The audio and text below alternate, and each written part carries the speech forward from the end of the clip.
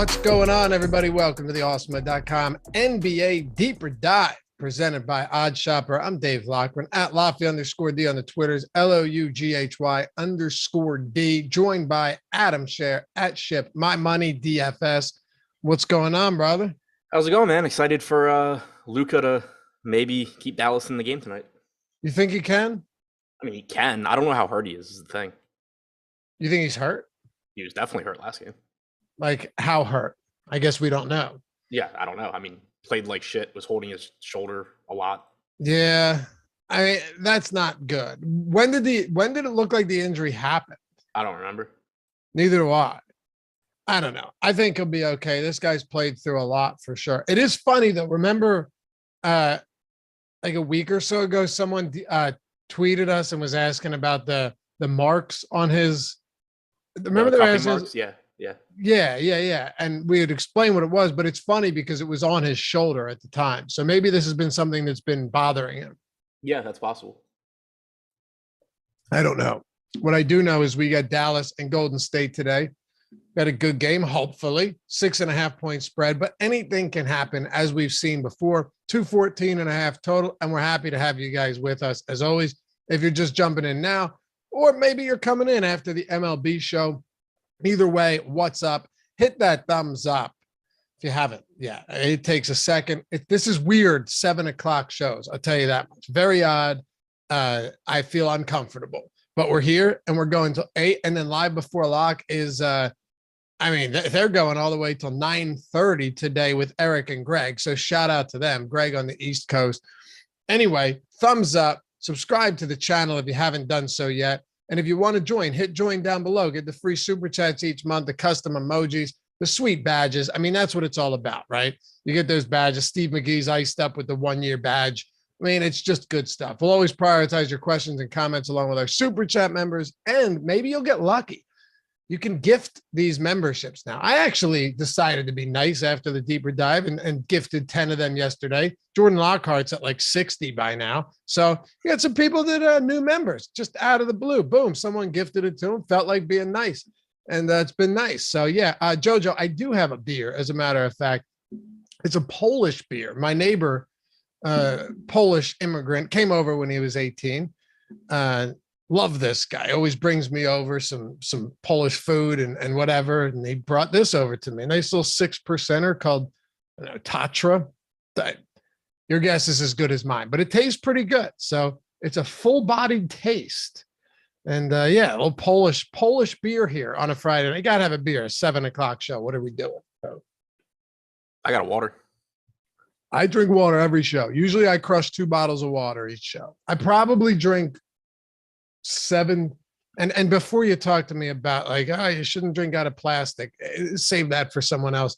I'm not saying I should. I'm just saying you don't need to tell me that. I probably drink like 7 to 8 bottles of water a day. Oh, I don't drink anywhere near as much water as I should. You feel better when you do. Oh yeah, it's crazy. There'll be days where like I drink coffee and I'm still tired, and I'm just like, what the hell? Like, why am I still tired? And then I'll drink water, and I'm like, oh, I feel a lot better. You feel way better. Yeah. Exactly. By the way, somebody said Lofty's got the best stories in Neighbors. Speaking of not really a neighbor, but did you see the tweet? Did you see my tweet today about the person from a couple towns over? About the house? Yeah, that was crazy. Is that outrageous or what? Yeah, that was crazy. So if you guys didn't see it, it's a couple towns over. It's called Chalfont, Pennsylvania. I won't give out names. That's not right. Even though it's all public record. Woman owns a pizza shop with her longtime partner, boyfriend, whatever. Ends up killing him in their master bedroom. Apparently she had a gambling problem and he told her to stop. That's one of the stories. My wife's like, you better not kill me. And so kills him in March. House goes up for sale the other day. It's like a $700,000 listing. And you're looking through this beautiful, beautiful house. And then you come to the state, everything looks good. Call it staged. Then you come to the master bedroom. No mattress. Carpet is cut out in spots and blood stains on the floor. Now, do you think, Adam, that would deter people from wanting it? Or do you think the market is still so hot that someone just goes, you know what? what's a gunshot to the head when I can get this beautiful property? I mean, as long as she doesn't come with the house, who cares? No. I would imagine she's in prison right now. Yeah, I mean, did they leave the grave that was being dug outside, or did they fill that in? Oh, you read the story? Yeah. How crazy is that? She was calling and asking people if they could dig her a 6-foot hole. I mean, not to make light of it, but the other question, they said she kept the body in a tarp in the bedroom. Does the house smell like dead person? That's what I was wondering, right? That's not. So I'm thinking you saw that big area where they cut it out. Yeah. That body was just laying there and they cut it out because it's just stink and rot. Right. So those are my questions. If you tell me that the house doesn't smell like dead person, like I'm not paying, like you're getting a discount because they're obviously selling it as is with, blood stain and all. So, sure. Okay. Yeah. You have to, so if I buy the house and I, fix up the bedroom, get rid of the blood stain, when I sell it, do I have to disclose that somebody got murdered there? That's a good. So, like, if you're not the immediate buyer, right? After I'm not the murderer. I just bought it and then sold it later. Can you buy it and flip it a year later for $850? Right. Exactly. That you must have to disclose that, right? Because otherwise, I mean, it would be the greatest. That'd be the greatest flip, and people would just go around looking for murder homes. Yeah. Don't you think? Like, if you could find a murder home and just flip it 6 months later and not have to disclose it, you'd be raking in money. But in a lot of cases, though, I don't know how much does that actually drive the price down? Like, if it's not like a robbery or like a targeted thing, but it's like a domestic, wife shoots her husband. I think, but like, say there's not bloodstains and stuff. Say it's just like, okay, cool, they died. Like, how much does that actually drive the value down? Okay, I guess death by like auto asphyxiation, in your closet is probably different than bloodshot to the dome or gunshot to the, maybe not. Maybe people just don't care. Somebody said in their state, murder, suicide, violent crimes do not have to be disclosed to the buyer. Where? I don't know. New York State? In his state. Oh, wow. Okay. Yeah. I don't know. All I know is that picture was insane. So someone said, get on with the show. We got one game, man. We're fine. We're having a good conversation. Yeah. The Lizzie Borden house sold for $2 million. But that's because that is a famous house, right? Like that's a famous house with a crazy story behind it. But still, yeah, it's good stuff. All right. Anyway. Somebody said Adam's gonna be window shopping in Baltimore after this. I mean, Baltimore is a little different because right. You have to be in an area where people are looking to buy the property that you're trying to flip. Right, and in half of those, you're cleaning the bodies out yourself. Right. Yeah. Vacants where Marlowe is, or Chris Partlow is having bodies like decompose and acid. You can tell a nail gun's been used. Right. All right. Dallas, Golden State. Let's get into a little bit of basketball here. Should be a fun slate because once again, there's just, if you just go over, this would be a good way to start this actually. And by the way, only 80 legs. I mean, come on, if that conversation doesn't get us to 100, I don't know what will, especially on a DFS show. It's 7 p.m. But we talked about this with Miami and Boston. But what about with this game when you're looking at how many guys actually get in the rotation? I mean, with Golden State, if you didn't count a blowout last game, it's 8. And with Dallas, it's 9. And the 8 with Golden State is including Damien Lee, whose minutes are already going to be, abbreviated at best. And then like Davis Bertans, if Maxi Kleber wasn't in foul trouble last game, probably only plays 9 minutes? Yeah, I think Dallas's rotation is a little bit more questionable to me here than Golden State's is. Like Josh and I talked about it this morning. The guy that you would wonder about for Golden State that maybe joins the rotation at some point, I think would be Kuminga, but I have trouble expecting it to be this game not even because Golden State won last game, but because they won, but also did a really good job on Luka. I don't know what adjustment you'd be trying to make. Like Kuminga would be coming in for defensive reasons, but Wiggins and, basically packing the paint did such a good job against Luka last game. I don't know why they would look to switch that up here, and at least until it stops working. So it's kind of tough for me to project that to happen in this game, even though I think maybe it does later on in the series. From the Dallas side, I mean, they sucked. They got blown out. You could easily see Ntilikina just leave the rotation here, and maybe you get more minutes for Dinwiddie. Maybe I guess Bullock and Finney-Smith can't play that much more, but maybe Bertans plays a little bit more or something like that. You could see a change like that happen where maybe they look to Bertans a little bit more for scoring. Maybe Ntilikina doesn't play. Maxey should play more minutes here just based on not being in foul trouble, hopefully. But I think that there's more volatility in Dallas's rotation here than Golden State's. Yes, absolutely. Yeah, especially because Andre Iguodala is still out.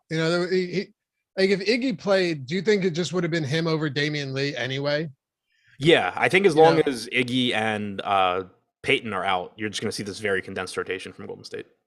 In PA, you are not required to disclose the presence of unsavory neighbors, no matter how loud they can get, deaths that took place in the home, crimes that occurred in the house, or paranormal activity. But they posted that picture. So in PA, you don't have to disclose anything, Adam. Nothing. But they went out of the way to do it. They went out of the way to be like, check this out. Yeah. Would you buy John Benet Ramsey's house? Somebody just mentioned it in chat. Yeah, sure. See, that one would kind of bother me. What, like haunted by a young girl would scare you? Well, no, it's not even that. It's just that like it hasn't been solved, and it's just so weird. Like I don't know, that one just feels creepier to me than like what girlfriend shot her boyfriend. Yeah, true. Larry said we got him down a rabbit hole. Murder homes for sale. like I could walk into the bedroom of that house and like I would probably get the chills and like feel a little bit uncomfortable. Maybe I would end up making that like a living, a spare room and putting the bed somewhere else. But like I don't know if I could walk into John Benet Ramsey's basement. Yeah, you have a weird thing with that story though. Anyway. Oh, I love that story. What I mean? But I would not buy John. I would not buy John Wayne Gacy's house. No, like right. Okay. Same kind of thing. Yeah. There's too much there's too much history and too much just there's more going on than just like she got mad at him and shot him in the head. Who was the one that ate his victims? Dahmer. Jeffrey Dahmer. Yeah. I'm good on that house. Right. I'm cool. But yeah, I'm assuming they probably demolished those houses, honestly. Well, okay. For now, let's get back into this. We got 45 minutes of good basketball talk here. I can hear my daughter crying now in the background after just waking up from a silent sleep. So this is going to be fun. I'm going to have to pound this beer. Luka Doncic at captain. Obviously, ownership is going to be very high. 25% at captain. We got him at 73% just overall ownership today. He's very expensive, but he's Luka Doncic. He's clearly the best per minute guy. He's clearly the best fantasy player on this slate, and they need a win. They did go down 0-2 to the Suns. I get that. And they came back and they beat him, smoked them in game 7. But going down 0-2 to a veteran team like the Golden State Warriors, that's the death knell in this series, in my opinion. Yeah, for sure. And I can't reach out. I'm just going to end up on a serial killer. Yeah, it's a fun conversation if we're being completely honest. Yeah, here. I do have one question for Chat because so my theory, and we talked about this before, which if Adam's not building MLB lineups, he's very fun to do shows with. Tom's probably watching the show like, damn it, Adam needs to go build lineups. Get back to basketball. But you gotta turn your TV off too, man. That is distracting. Oh, you got golf. Look at your Sean Taylor. You're watching golf. Yeah. No, you don't have to turn it off. That's good because I wasn't going to. So no, my theory has been that the brother killed John Benet Ramsey and the parents covered it up. But somebody in chat said that was actually like, that's what it was like ruled and that was official. I'd never seen that. So is that actually true? To whoever said that in chat. Yeah, I don't know. I know you don't know. Alex said, daughter crying, better pound the beer. What a good dad. What am I supposed to? You know what a worse dad would be? Quitting my show and losing my job, and then she can cry and as we panhandle. Come on now. No, you have to let her go back. You got to let her cry to go back down. Got to. Unless it goes on for too long, but self-soothing. That's the way to make it happen. All right. As I have one kid that's 15 months old, like I know all the tricks, but All right, let's get back to Luka here for a second. You talk about the injury, but can you really project anything? Like, how do you quantify something like that today? You can't, right? No, you can't. I mean, Luka still looks like, the way I put it this morning, is the least overpriced player, because I mean, pricing's tight today. So it's not so much that I think Luka's underpriced at 13.6, but he still looks less overpriced than pretty much everybody else. You still expect him to have a massive usage rate, rebound well, get a lot of assists. At this point, I don't think there's a whole lot you can do regarding the fact that he looked banged up in game one. Okay. Yeah, I agree. Now, I will say, though, like, if you are building lineups with Luka at captain and then Curry in the utility, it is ugly, man. Like, it is really ugly. So what type of merit is there? Because I was just hand building some lineups before the show to see what worked. What merit is there to saying, you know what, I am going to get away from Luka and Curry in the captain spot in some of these lineups and just hope that maybe Wiggins or Green or one of these other guys has a big game, so then I can actually build a decent lineup. Because as we said, there aren't a lot of guys off the bench that are getting legitimate minutes. There is not that, unless it's a wicked blowout and these guys play the full fourth quarter at 1,000 or 2,000, like Jonathan Kuminga, there is not good value. Dwight Powell's your cheapest viable guy, and he probably plays 12 to 15 minutes. Right. I think that getting away from Luka at captain, not saying like you have to or anything like that, but it's certainly viable because there really just isn't good value here. Like Frank Ntilikina probably is going to be in the rotation, but played 10 minutes last game, 1.25 DraftKings points. Josh Green played garbage time, got like 3. There's just not a lot of 1K guys. Bertans at 2,400 is like the cheapest guy that I think I would actually feel decent about getting to. But even him, you can't feel that good about it. The only reason that I feel a little better about him is just because, like, with Ntilikina, his role is not to do anything offensively. Whereas if Dallas had their way, Bertans comes in, just drains like 3 3-pointers right away and pays off his salary immediately. So like, at least if he does what Dallas would like him to do, he's a good DFS play. If Ntilikina does what Dallas would like him to do, he doesn't even really touch the ball on offense. So, Bertans is really the cheapest guy that I feel remotely comfortable with, but he's 2,400. So it's not even like it's, the minimum salary there. And whereas you can go to the mid-range guys that aren't Luka, that aren't Steph, and you still get pretty high ceilings from guys like Andrew Wiggins or Draymond Green or Jalen Brunson. Kevon Looney's cheap and played 28 minutes in 3 quarters last game. You can get some pretty high upside lineups by doing that, I think. I think so too. I got to tell you, man, Kevon Looney, he played 28 minutes last game, but didn't touch the floor in the fourth quarter. Neither did Curry, though, because of the blowout. He played 36 minutes in that win in game 6 over Memphis, had 22 rebounds. I don't think, and I believe you are going to disagree with me here, I don't think it's crazy that, depending on how this game goes, that Looney closes over Jordan Poole again. Yeah, I think it depends how the game's going. But it's possible. Poole can get targeted defensively too. Like if this game's competitive, you could easily see Poole lose minutes down the stretch, kind of like Tyler Hero in the first game for in the Miami-Boston series. Like they can take advantage of Poole defensively. So I wouldn't be surprised if you did get Looney down the stretch, depending on how the game is going. You could get Porter also. I think so too. Either way. I mean, you saw Looney play the full fourth or full third quarter last game. If he plays at all in the fourth, you could be getting another 30-plus minute game from Kevon Looney. And I actually talked about this on the betting show this morning, or this came out this afternoon over on the Odd Shopper channel. Hit me up over there Monday through Friday. We have fun, and we've been doing well. But Kevon Looney, he had a 2.5 assist prop plus 145. He's gone over that in 18 of the 27 games that he's played 25 plus minutes this season. And even if you take the games that he's played with Draymond Green there, he's gone over in 8 of 10 of them. He has 9 assists in the last 2 games where he's getting good minutes. So Kevon Looney, as crazy as it sounds, actually isn't incapable of kind of contributing across the board. Yeah, like he's not going to be a high usage guy. He's not, No, no, no, a no. high assist guy, but he does, like you said, it's rebounding is where he's primarily going to produce. But he does do enough across the board where as long as he gets the minutes, he should be fine. He's not a bad point per minute guy. I think during the regular season he was around zero point 0.8 fantasy points per minute. I'm pulling it back up now, I think but it was higher than that. yeah, I say it might have been like 0.85, 0.9 even. He was at 0.94 DraftKings points per minute during the regular season. So it's always just been a playing time thing. And I thought in game one, there was a good chance that he would start, but just go back to that like 20 to 22 minute role. But that's not what we saw. We saw him get, 28 and a half minutes in 3 quarters, didn't play at all in the fourth quarter of the blowout. So, may or may not have closed. We did see him close the first half. If he's going to play 26 to 28 minutes, he's going to look like one of the better value options today. I agree. Yeah.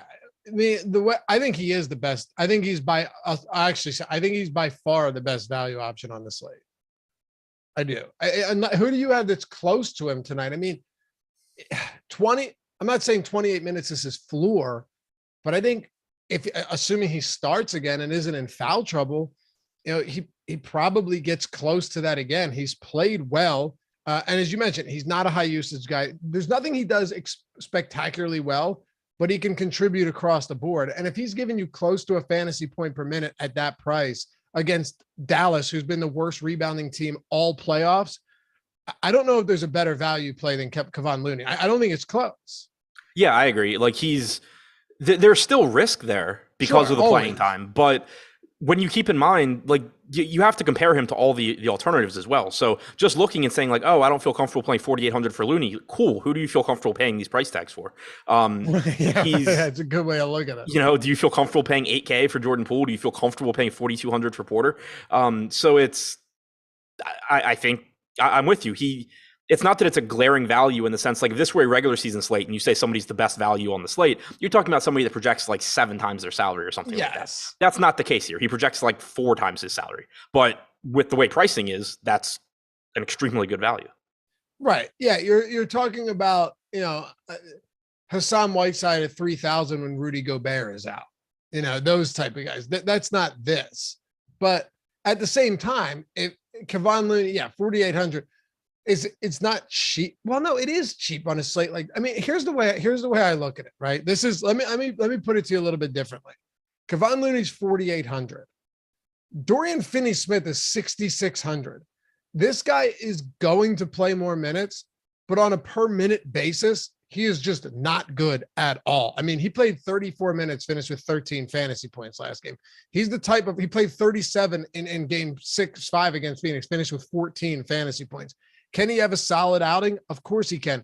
But Dorian Finney-Smith being $2,000 more expensive than Kevon Looney, when Looney might actually play almost 30 minutes again, it makes sense to me. And Anton Murphy said, what's up, Antoine, by the way? He said, always something with this guy. He said he was crushing. That's why they stayed in the game. Well, not really. Like he had against Memphis, he had 22 rebounds, of course, and that's why he closed. Yes, I get that. But last game he played 28 minutes and he wasn't spectacular, but he was good. So I don't see why you would like, what would be the purpose of changing I'm not saying it can't happen, but what would be the purpose of changing up Looney's rotation today? Yeah. I mean, it wasn't like he played a weird rotation. The only thing that was strange was that he played the entire third quarter, but you see that,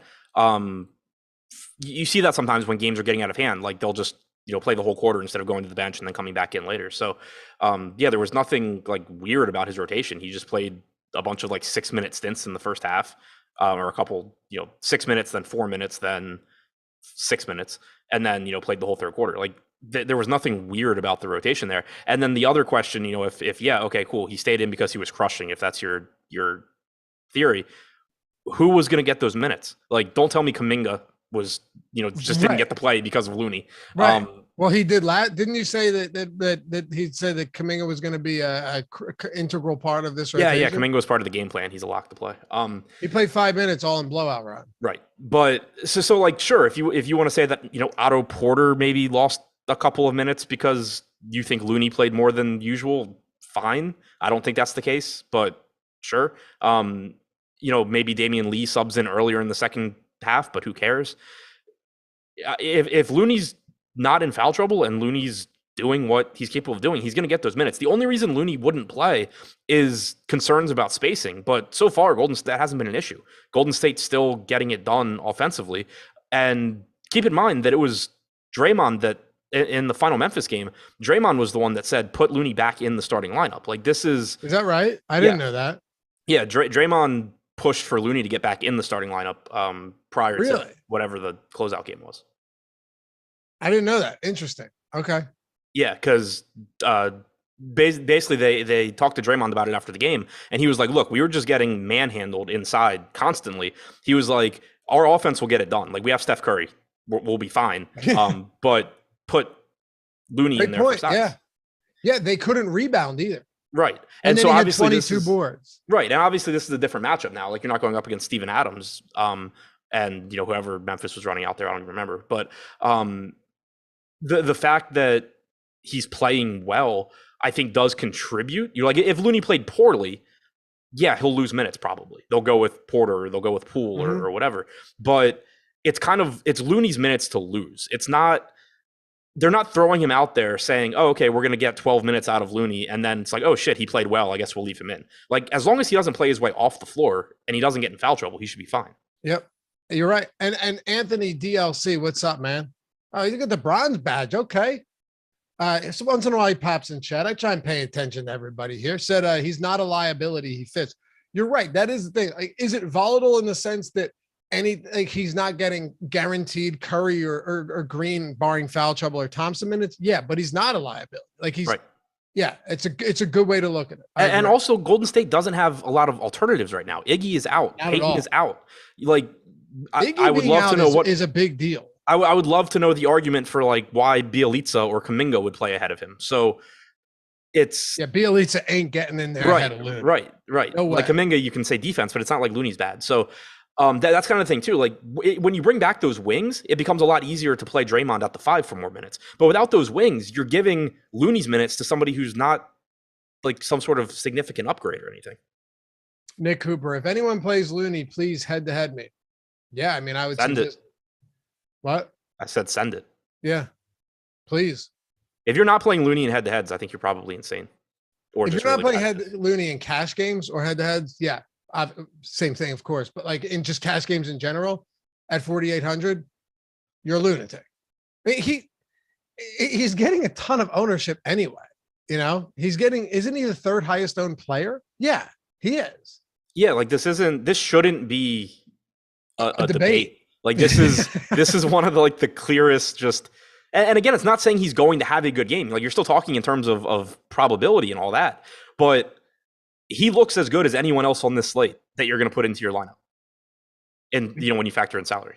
100%. By the way, I was talking about that over 2.5 assist prop. The reason I like it, he's hit on 72% of games that he's played 25 plus minutes. That's significant. And 80% that he's played with Draymond, where he's played 25 plus minutes. I saw it at BetMGM, which, in case you guys haven't signed up yet, look, betting, DFS, all that stuff, it's tough. It's hard to make money. You have to be good. You have to take time. So when they're giving you free money, like handing you free money, you should take it.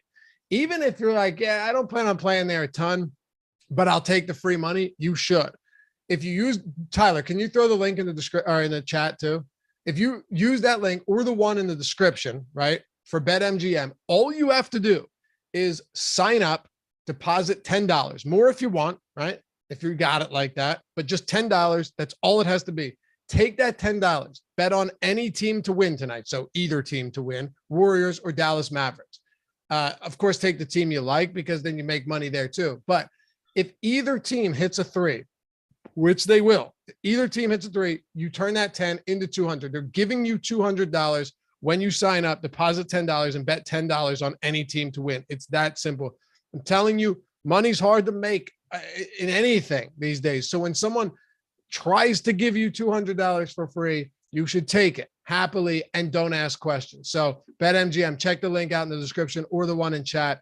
Put $10 on any team. They hit a 3, boom. The next day you get, or it settles that night, and then you got your $200 from $10. It's free money. Take advantage of it. I certainly would. I certainly did. All right. So let's talk about the rest of this game. I want to know where you're at on, like, we'll get to Curry and stuff.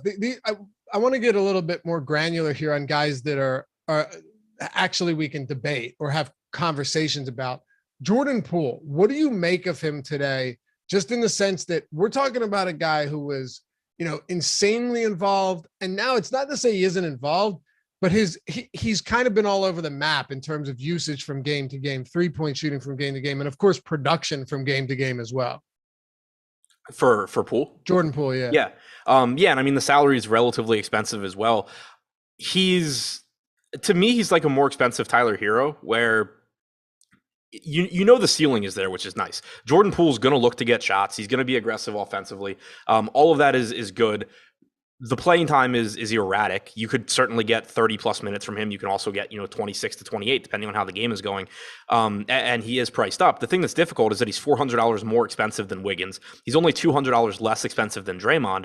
So it makes it tough for me to want to prioritize him over those guys. But I expect that to be pretty much everybody's feeling. Right now we have Wiggins at 43% ownership on DraftKings. We have Draymond at 40. We have Poole at 28. So it's a spot where I do prefer those guys, but in any given lineup, if you need to save some ownership and, try and be a little bit more contrarian, getting to Jordan Poole in those lineups makes some sense just because of the ceiling.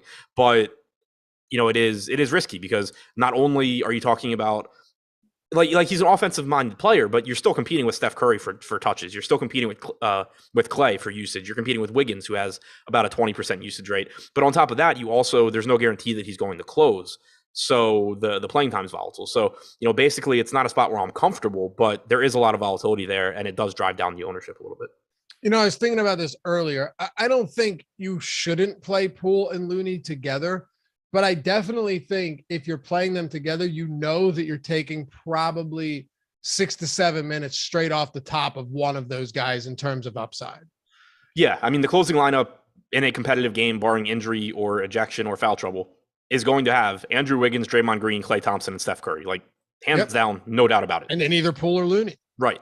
The one thing is that Looney can play 24 to 26 minutes. And for example, look at the last game, right? Looney doesn't play at all in the fourth quarter. He plays, but he got 28 minutes. Poole played 26. Neither of them played the last 5 minutes of the game. If you get a 31-minute Jordan Poole game and a 28-minute Kevon Looney game, you're probably Poole may or may not get there at 8K in 31 minutes, but minutes wise, you're okay. It's not like you're splitting 48 minutes between them. Right. Yeah, exactly. But yeah, Poole's what, 8K to Looney's 4,800. And if Poole closes, what do you think? 31, 32 minutes, right?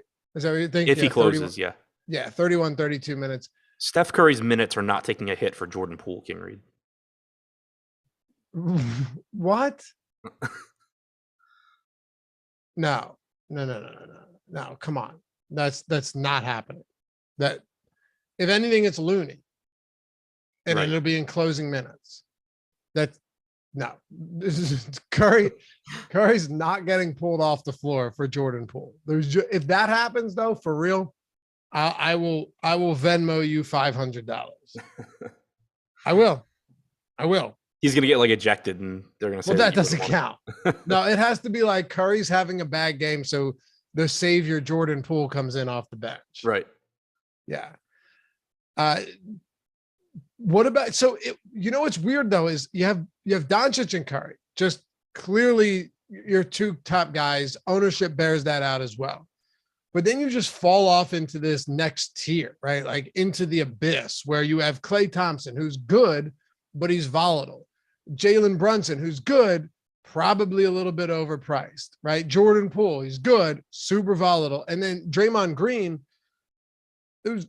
I mean, from a fantasy standpoint, he's good, but you just never know what you're getting from Jay. This whole tier is kind of crazy because they're not cheap. Yeah, and I think this is where ideally you would make some ownership decisions because everybody looks so similar. But the problem is that they're all getting the same ownership as they should. At least right now, it's not really projected to be a spot where you can like there's likely to be a massive edge in choosing one of them. Like we have Wiggins at 43%, Clay at 43%, Draymond at 40%. Brunson on the other side in that price range at 40. So there's not a huge difference there. The one thing I will say is that, and I said it last slate too, I have trouble getting to Clay for $1,000 more than Draymond at the same ownership. So do I. I understand the ceiling that Thompson has, but he is scoring dependent. He's playing on a team with Steph Curry. He certainly has the ability to be somebody that you have to have. If he were getting, 25, 30% ownership, I wouldn't even be mentioning this. But he projects similarly to Draymond and to Andrew Wiggins. He's more I have expensive. trouble getting to him over Wiggins at $1,600 increase. Right. Oh yeah, for sure. Like that's the one spot there that does kind of stand out to me, is that Wiggins, Green, Thompson project very similarly. One of them is by far the most expensive, and they're all getting the same ownership. Yeah, they're separated by like 4%. It is. I thought the same thing. And you know what else too? It's not just saying, okay, well, I don't want to spend this extra salary, or I'll spend the extra salary on Clay and I'll do something different. The issue is the $1,000 or the $1,600 is huge on a slate like this. Like that's a huge difference when you're talking about an extra 1,000 or 1,600 when there's very minimal value. Right. It's weird to me. Like I don't get it. You're getting similar playing time from all of these guys. Wiggins is going to play a lot. Clay's going to play a lot. Draymond's going to play as much as he can without fouling out. I don't really get why the ownership is like that. I do like I like Wiggins a lot at this price point if he's getting the same ownership as all of these other guys. Let's not forget that Jalen Brunson's pretty much getting the same ownership as Thompson, Wiggins, and Green as well. I mean, look, Andrew Wiggins is not somebody that excites you, but you're locking in big minutes, barring, like we said, foul trouble or blowout, but that can affect anybody. And he's been scoring efficiently. All postseason, Andrew Wiggins has rebounded extraordinarily well. He's believe it or not, a good shot blocker on top of that. At least, again, in the postseason, you've just seen a different version of this guy. I don't think he should be that much cheaper than Clay. I don't think he should be at all $1,000 less expensive than Jalen Brunson. Andrew Wiggins just is a piece that seems to make a lot of sense on this slate. Yeah, I agree. He fits nicely just because he is the cheapest of that group. He shouldn't be cheaper than Jordan Poole. Given the difference in playing time. He's rebounded well throughout the postseason. He's around a 20% usage guy. He's not somebody that is likely to get up a ton of shots playing with Curry and Thompson and Poole, but he rebounds well. He's going to play a lot of minutes. They're relying on him to defend Luka. I mean, I guess that increases foul risk a bit, but competitive game, barring foul trouble, you should once again be getting 38 to 40 minutes from Wiggins.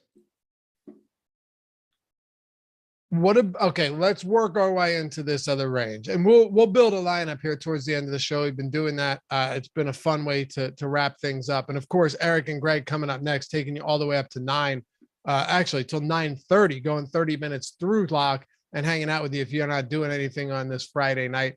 But all right, so like Thompson, Brunson, Green, Poole, Wiggins, all of those guys, I think we've done a good job of differentiating between them and seeing where the best value lies within that tier. What about when you get to this Dinwiddie, Finney-Smith, Reggie Bullock type guys where it's like, yeah, Dinwiddie 6,800, Dorian Finney-Smith is 6,600, and then Bullock, oddly enough, is $1,600 cheaper than Dorian Finney-Smith.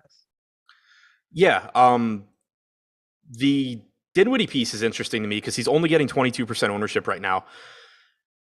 He's $200 more expensive than Finney-Smith. Finney-Smith's going to play more minutes, barring foul trouble. That's a given. But it's likely, if this game's competitive, that you get around 30 minutes from Dinwiddie.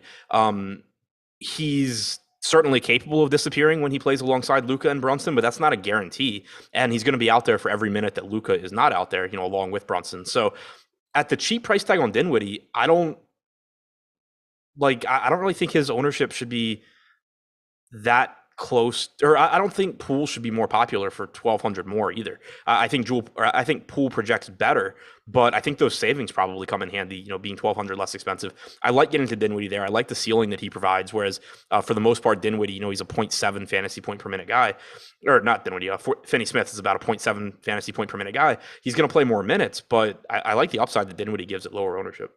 What about Bullock at 5K? Yeah. How much different is he really than Finn? And I'm not leading this question. I'm honestly asking you, how much different is he really than Dorian Finney-Smith? In terms of minutes, they're going to play pretty similar. Right. They're going to play like the same minutes. Finney-Smith's about a 0.7 fantasy point per minute guy. Bullock's around 0.6, but you get the savings. Bullock is more expensive at 37%. I think he should be. The other thing is that more higher owned, you mean? Yeah, that's what I meant. The other thing is that there's not a ton of alternatives in that price range because like Looney's already getting a bunch of ownership. He's more popular than Bullock. Porter's about the same ownership for 800 less. You have Maxey who's available at a discount, but other than that, everybody's either more expensive or basically not in the rotation. So I think it's going to be really easy for Bullock just to fit into lineups as a value piece. We just got an update 10 minutes ago. I'm looking to see if we've seen any significant. Okay, Bullock's up to 40% now. So okay, so that's one thing you're absolutely right about is there is a big difference in ownership between Bullock and Dorian Finney-Smith. And honestly, there should be, if you're just talking about it like logistically or realistically, there should be a difference there.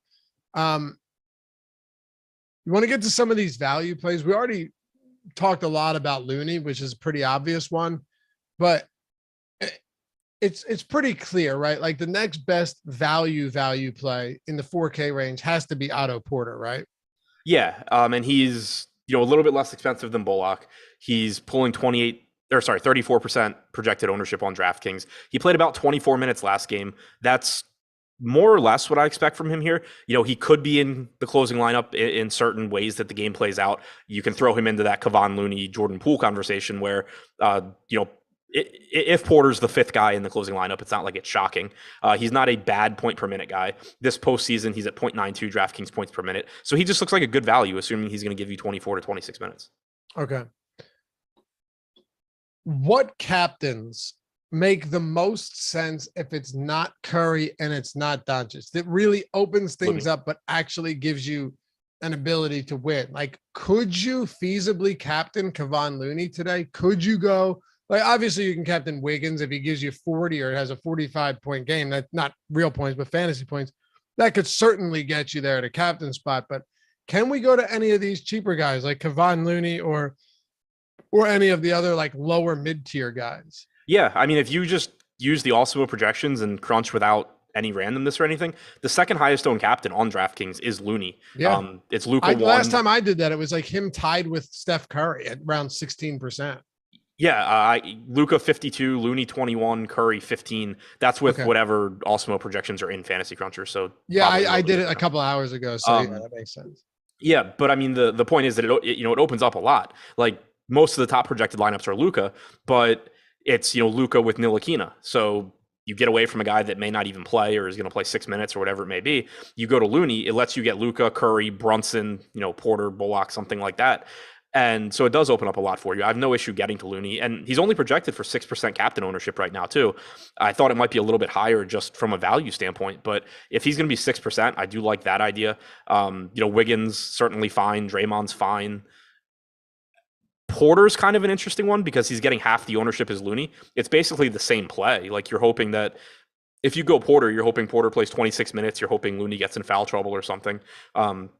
But it's basically the same play where clearly Porter's not going to be the highest scoring player on the slate, neither is Looney. But because it opens up so much else in your lineup and he's not getting much ownership, it can put you in a good position, going forward. And then also Dinwiddie, 1% ownership is interesting to me, 1% captain ownership, just because, again, there's so much volatility there where, if he comes out and plays well down shots and is scoring, he has a ceiling. It's not that he's super likely to get there, but he's relatively inexpensive. He's going to open up your lineups a little bit. He's not getting any ownership. And it's not like it's the craziest thing in the world if you look back on the slate and it's like, oh, Spencer Dinwiddie went off. Right. Like Spencer Dinwiddie had 24-7 or 24-4-6 or something. You go, okay, well, yeah. Right. Like if he just replicates the first half that he had against Phoenix in Game 7. Yeah, right. But like over the course of a game even, like that would be good. Yeah. And the thing though is when it comes to Dinwiddie, it's not hard for him to get those minutes. And what I mean by that is it's not like anyone off the bench is guaranteed that run. You know what I mean? in terms of other teams, there are guys like Jordan Poole, essentially guaranteed those minutes.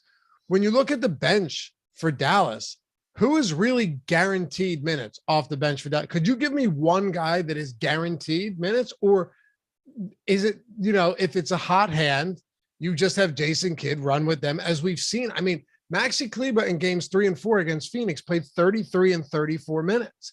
Yeah, do you mean guaranteed minutes as in like I can tell you comfortably how many they're going to? No. No. I don't mean guaranteed minutes in the sense that they're going to see the floor. I mean guaranteed minutes in the sense that they're going to get the same or similar minutes as they did the game before. Right. Yeah, it's like Dinwiddie's kind of like Poole from a playing time standpoint, where I can give you the range. I'd be surprised if he doesn't play more than like 24 to 26. And I'd be surprised if he plays more than like 32. But where he comes in there any given game, your guess is as good as mine. And it's kind of the same thing with Kleber, where he was in foul trouble last game, so you can't really read into that foul trouble plus the blowouts. On average, I expect him to play around 26 minutes, but that's going to be that there's games where he plays 22 minutes, and it's going to be games where he plays 30 minutes. Right. Wait, who was the last? Were you talking about? Who? Kleber. Yeah, because he did get in foul trouble last game, and that's what I was talking about when we started the show. Is with Maxi Kleber, that last game, Davis Bertans played 13 minutes, but he came in for Kleber when he got those quick 2 fouls. I mean, it looked like Davis Bertans was on pace to play even less than 13 minutes. Yeah, the Bertans rotation was kind of strange to me. I thought he'd play a little bit more. Maybe he does today, but yeah, you're certainly with him. I mean, you're expecting like 10 minutes, but it could be a couple more, a couple less. Yeah, it is interesting because Kleber came in the second half, played 7.5 minutes in the third. Let's see, 7.5. So basically 12 straight minutes in the second half. If he wasn't in foul trouble, like you said, you're probably seeing 24 to 26 minutes in this game. Where is he in terms of ownership? So he's at 21%. We've seen him go crazy against that Utah team. Of course, I think Doncic was out for one or both of those games. I can't remember, but Kleber's 21%, basically the same price as Looney and Otto Porter for all intents and purposes. Do you think that ownership makes him more appealing today?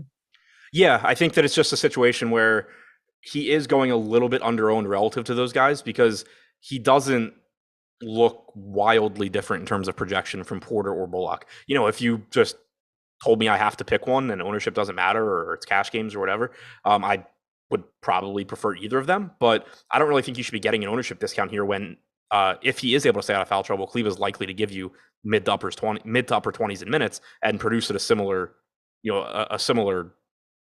give you similar production to Bullock and Porter. Yep. Tyler, we got people in chat asking for that BetMGM link. Can you throw that in chat again, please? Thank you. Yeah. $10. It's $200 free dollars. Well, $190 for free. If you're just joining now, use that link. Deposit $10 when you sign up. Bet any team to win. And if any team scores a 3-pointer, you turn 10 into 200. Also, can we get above 300 likes, please? We got 81 to go. I don't blame you or fault you or for not doing so yet. I don't view you as the woman in the Chalfont home who murdered her husband over her gambling issues, right? We think you're good people, but please hit that thumbs up. It only takes a second. I mean, 300 would be a solid number to get to. All right. So here's what I want to do. We got about 10 minutes to go before we turn this over to the Live Before Lock crew. Are there any other guys we haven't talked about that you want to talk about? Because I want to get to Awesemo. Do we have Hall of Fame today, Tyler, or no? Yeah, we do, right? Yeah. I want to give the Hall of Fame shout out all of our everyone rocking the Awesemo avatar. Everyone had the big wins over the past week. And we're going to build a lineup before we close this show. But is there anybody else that I think we talked about a lot. One guy I want to talk to you about, and then I'll let you go to whoever else you want. I think Dwight Powell deserves a bit of talk here, just given that he's the cheapest guy who we expect to see at least 10 minutes today. Right. I was going to say, we hadn't mentioned him, and he deserves mention in passing at least. Like, he's 3,200. And I guess Lee as well. So I don't mean to interrupt you, but I guess Damien Lee as well, because he probably sees 10, 12 minutes too. I don't know about that. Or maybe 6 minutes, because didn't he close? Yeah, he got that blowout run. He would have only played 6 minutes last game. Yeah, so the one thing with Lee there is I don't necessarily know that's like if that game had been more competitive, maybe he subs in like end of the third, like, or near the end of the third for Looney or something. and gets his minutes there instead of just waiting and getting him in garbage time. I'm not really sure how that goes, but it wouldn't be surprising if you only got 6-7 minutes from Damien Lee. Yeah. But yeah, because he came in and then closed with all of the bench, like the straight. Right. Yeah, bench, he didn't play the second half outside of garbage time. Yeah. But yeah, at 1,800, like you can throw him in some lineups. You shouldn't feel very good. Or 1,600, you can throw him in some lineups. You shouldn't feel very good about it. Kind of the same thing with Powell. 11% ownership at 3,200. It's fine. It's a 1-game slate. I think he's kind of similar to Bertans, where if he were to go out there and play well, maybe he gets some more run, and that would certainly be nice at low ownership. But chances are you're getting like 14 to 16 minutes from Powell, and then the rest is going to some combination of Kleba, Bertans, and Finney-Smith. All right. So let's do it, Tyler. Throw it up on the screen, baby. Let's talk about all of the winners here at Awesemo over the last couple days. We had all the good ones in here. Anybody that tweets us at Awesemo Hall of Fame, here's what you do, right? Throw that up. There we go. You want to get on the Hall of Fame. You want to get a free month of Awesemo Plus Platinum. Go and download the Awesemo profile pic at awesemo.com/avatar, right? Awesemo.com/avatar. Use it wherever you want. DraftKings, FanDuel, Yahoo, doesn't matter. And tweet your wins at Awesemo HOF. It's Awesemo Hall of Fame on Twitter. Of course, include us on that as well, because we like to see those wins. Follow Adam at Ship My Money DFS, me at Lafayette_D. But I digress. If you finish top 3 in a field of 5,000 or more, not only do you get up here on the Hall of Fame, but you also win a free month of Awesemo Plus Platinum. That is $90 value, totally free. And even if you don't qualify, but you're proud of your win, we'll shout you out as well. So hit us up. Jordan Lockhart, this guy's been up. He's back on a mega heater. That was a fun evening after work. Thanks to all the guys at Awesemo and the content tools that are second to none. Love seeing all the Awesemo logos up top. First and second place, 70K on the relay throw. Huge. And then Ryan Redenbaum, solid little win today. Thanks to the amazing content. Jordan, I haven't read this yet, so I don't. Jordan Klein, can your boy at least get an honorable mention in the next Awesemo Hall of Fame segment? Here it is, brother. Second of 35.75. Nice. 3,500. $1 entry into $75. Solid ROI. Miami Dolphins 9-7. No playoffs again. Not a solo win, but I'll take it. First place 278. Okay. Wednesday's showdown contest. Congrats, man. Draft class DFS 1,500. Me and my coworker combined our money and busted down the MLB 15K. That's a tough contest to win. Mini max this past day. Putting the date in there.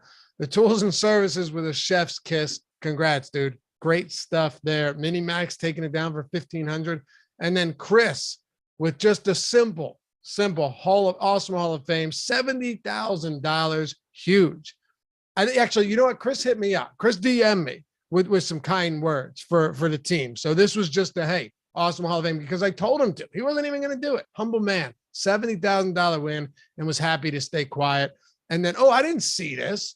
Okay, you see our boy Tom, CEO of Awesemo, took down 100K, and Alex took 40K on the same contest. Adam, how about that? Yeah, I definitely saw that. I didn't, but I'm seeing it now. That's awesome. I was just being sarcastic. I was half listening. What did you say that? Well, no, I figured you would have, because I'm saying Tom Kennedy. Yeah, I saw Tom get first and Alex get second. Yeah, okay, yeah, 100K and 40K.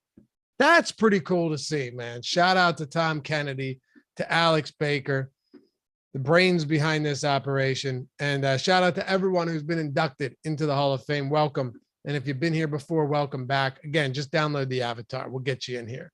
All right. And then tweet us at Awesemo HOF. Anyway, let's build a lineup.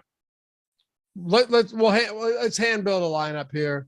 Obviously, you have a good idea of what you're going with, but let's say we're going just cash game to get a good idea of what works. Are you going Luka at captain? Yeah. Is that the move? Is that the move given what it gives you at utility? So using Awesemo's projections, the top projected lineup is almost a full point higher than the next highest lineup, and it has Luka at captain. It's okay. And the second highest lineup is Luka. The third highest lineup is Luka. The fourth highest lineup is Luka. The fifth highest lineup is Looney, but it's 2.5 points behind the top lineup. So what is the top projected? We'll give a little bit here. What's the top projected lineup if you're using the Awesemo projections in Fantasy Cruncher? Luka captain, Ntilikina punt, Porter, Looney, Draymond, Curry. It's actually not bad. No. And then the next one is you just flip Ntilikina to Lee and you drop Draymond to Wiggins. Yeah, that's not bad at all. I thought it would be worse with Luka captain, but it's really not. Right. It's a high floor. Like it projects well. It's a high floor, all of that. The issue that you would run into in tournaments is like, one, those lineups are going to be duped a million times. For sure. And two, like, I don't want to talk into existence, but what can Ntilikina do from a ceiling standpoint? Yeah, exactly. But in terms of like cash games, just overall, that I thought it would be worse with Luka at captain. Yeah. It's not that bad. And somebody had mentioned in chat, because I talked about it last game, the Josh Green versus Frank Ntilikina thing. I don't think Green's in the rotation here, but if you did have a lineup like the one I just said, where it's the top projected lineup, in a lineup like that in a tournament, just make Ntilikina Josh Green or something, somebody that like isn't likely to play, but like at least has a chance. Just because you're gonna dupe a lot less, if at all. It's not. When you're talking like large field tournaments, if you had a lineup like that and you put in Ntilikina, like cool, you're going to get first place and like not even profit. Whereas if you play Green and somehow, whether it's garbage time or changing rotation or whatever, he beats Ntilikina, you're going to make a lot more money the few times that happens. Absolutely. Oh shit, Tyler, I forgot the super chat. Can you send me the super chats from earlier, please? I want to get there by the end of the show. Also, free content today, ownership projections for NBA. You still got time, totally free. And MMA pro plays also free for tomorrow. But I did want to point this out to you guys. I know a lot of you have talked about, I get DMs all the time. Are there any promos going? Do we have anything going? Yes, we do. NBA DD, all caps, all one word. NBA DD, like deeper dive, all caps, all one word. 50% off everything for the entire month, not a week, the entire month, 50% off everything. Boom bust tool, top stack, top pitchers, lineup builder, ownership projections, player projections. And I won't even go through all of them because we don't have a lot of time. Every sport out there, if there's contests, we have all of these tools for everything. And even if you don't know the sports, that's why you're doing this, because you get access to all of the tools for sports that you may not know, but now you can put yourself in a competitive spot. NBA DD, all caps, all one word, right there. Awesemo.com/join will get you 50% off the entire month. We don't usually run promos like this, so get in on that if you're looking to check out this content. Okay, so you got me, Tyler? All right, thank you. Let's do this. Check your Slack. There you go. Yeah, and my apologies to you guys who super chatted earlier. Honestly, I super chat us later in the show. It just makes it easier. I don't try and forget this stuff, but it throws us for a loop. Or you can gift some memberships as well instead of super chatting us. All right. Benzo, hey Lavi, you missed the super chat last time. Almost missed it this time, Chief. What's a chief? How insulting is that? I'm not trying to insult you at all. It's just came out. What's a good captain pick for tonight's game besides Luka and Curry? Okay, so we basically answered. Also, will we see Kuminga tonight? I don't anticipate seeing Kuminga, especially with the Looney minutes. But my favorite captain pick outside of him, if you're talking Looney, Adam, that's one thing. But I like Wiggins at that price point. Yeah, so do I. He's getting some ownership, but I like Wiggins too. Okay. My filler arc, this is from earlier. I just came on. What the fuck is going on? I would imagine that was within the first 10 minutes. I can guess where that super chat is. And probably talking about buying murder houses. Yeah. And then Teddy Wayman not playing today. Just wanted to say cheers to y'all. So cheers. Thanks, Teddy. Appreciate that, man. You didn't have to do that, but thank you. It's 8:00, Adam. This show actually went pretty quick. Yeah, for sure. It's a good show. As always, appreciate you guys hanging out with us.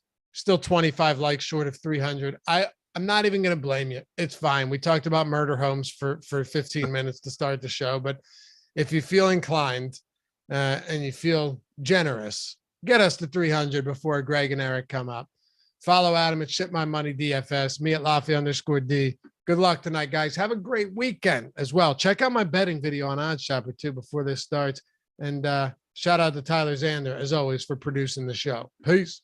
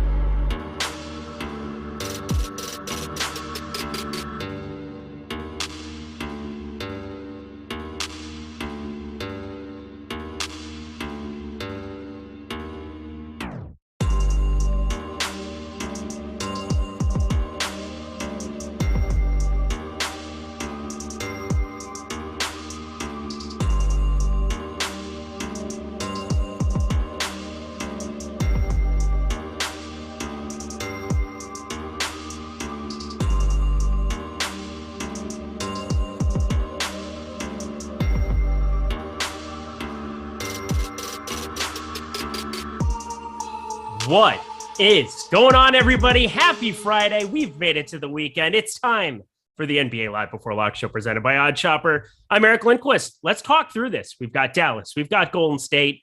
We've got some obscure ownership on some guys, and I'm excited to talk through it with my guy, the man, the myth, the legend, at Ehrenberg DFS. He's Greg Ehrenberg, rocking the Lilo and Stitch shirt, part 2 of our day. We did baseball. Now we're going to talk some round ball. How you doing, my dude? I'm doing good. I mean, we've got right off the bat already. Anthony DLC is asking if I'm in the market for a new house. No, I just recently bought this house and I've already killed multiple people in it. So it's haunted. So I can't sell it. So no, I'm stuck with this for a while. Great. It's awesome. The statute of limitations is 4 days, right? I think so. I think. Okay. Yeah, I'm good then. I'm good. What happened 4 days ago? I murdered somebody in my house. Oh, okay, cool. Good story, bro. Smash the like button for my friend Greg over there, serial killer extraordinaire. Subscribe if you would like to the channel because we're fun here. We're enjoyable. Lofty and Adam, they warmed up the room, got us ready to rock. Stop with the Eric CK crap, okay? From the MLB baseball show rolling over, Eric Fetty. I do not want to know. I don't want to know any Erics with CK at the end of their name. It's C for correct. That's it. There's no K. End it. End it there. Oh, like Trevor Story just mashed a grand slam. This is going to be a thing that happens every time. As soon as we start one of our shows, somebody has to hit a home run. Well, Trevor Story hit lots of them yesterday. Is he hot now? Confirmed? Is Trevor Story hot, considering he was mega chalk on FanDuel for no other reason that he hit 3 home runs yesterday? Well, I mean, he's also facing a lefty that does give up a lot of home runs, and he hits lefties really well. So, I mean, there's multiple reasons for it. Thank you, Greg. Thanks for answering my question by not answering my question. Appreciate you. I mean, so he hits left-handed pitchers really well. He's facing a lefty that gets hit hard by righties. He also happened to play well yesterday, which factors into it, and he just hit a grand slam. Heavy hitting analysis here from Greg Ehrenberg. That's what we can expect. Let's just dig right into this game now. We have 52 minutes until we've got a lock here. I'm playing DraftKings. I'm playing FanDuel. I'm ready to go here with my lineups already, which is always shocking. I'm going to revamp some stuff as we're going along here. But is there something that sticks out to you want to address before we get into talking about this slate player by player? I mean, the only thing I would really add about this is, game 2 is inherently different than game 1 in terms of, we go into a new series not really knowing exactly what to expect from teams' rotations. And game 1s kind of give us a good idea of what teams are going to do going forward. But the first game of the series was not remotely competitive. The Warriors won by a lot of points. So maybe we didn't get quite as clear of an idea of what the upper bound limits of guys' playing time is. But I think we have a pretty good sense of what's going to happen. And it's a lot of the same from last series for these teams. Well, let's just start at the top. We have this guy, Luka Doncic, and Phil Still. He's a member now for 13 months. Love seeing the badge. Love seeing that out of him. Kind of cool when you get to 13 months, that little blue circle in it. I like it. Hopefully you do too. Luka, a safe captain, ? Hearing shoulder stuff, ... Greg, are you concerned with Luka and his health today? Not really. So in terms of the shoulder, it's hard to know exactly when it happened, but at some point, I think it was in the second quarter last game, he got hit in the shoulder and he was kind of laboring, holding it for a while. But it was for a few possessions. Then he kind of looked fine afterwards. He was on the injury report, but it was with an illness. They didn't even list him with the shoulder thing. So I'm not too concerned about it as far as him as a captain play. He's the best captain play on the slate. If you're playing cash games, you should have Luka in the MVP spot, Luka in the captain spot if you're playing on DK or FanDuel. I don't have an issue with it. Really, the only thing we would talk about when it comes to Luka in tournaments is how much exposure do we want to get to him in the multiplier spot relative to the field, because on DraftKings, he's projected for 27.5% ownership in the captain spot. On FanDuel, he's projected for 54% ownership in the MVP spot. He's the most popular play there, but also for good reason. If you're playing him there, no issues with that whatsoever. We just have to talk about whether it's a guy we want to be over or underweight to. Everybody's hearing Duke. Duke's trying to go on a walk, and Duke does not want to go on a walk at the moment. That is for damn sure. He's out of here, though. It's showtime, baby. Get out of here. But I thought he only wanted to go on walks. Oh my God. He like sits in the middle of the road sometimes because he's just like, nah, I don't feel like moving anymore. He just sits there. Yeah, I'm very confused. He was actually really good yesterday, but on the whole, it's been it's been a little rough getting the little guy to want to enjoy walks the way that a normal dog would. What would he like to do? What's his ideal afternoon? Lay in the grass, roll around, get as dirty as possible, come home, literally sleep for 14 hours, maybe eat a couch or two. That seems about appropriate. Yeah, that's pretty chill. It's basically that's why Greg killed the person who was at his house.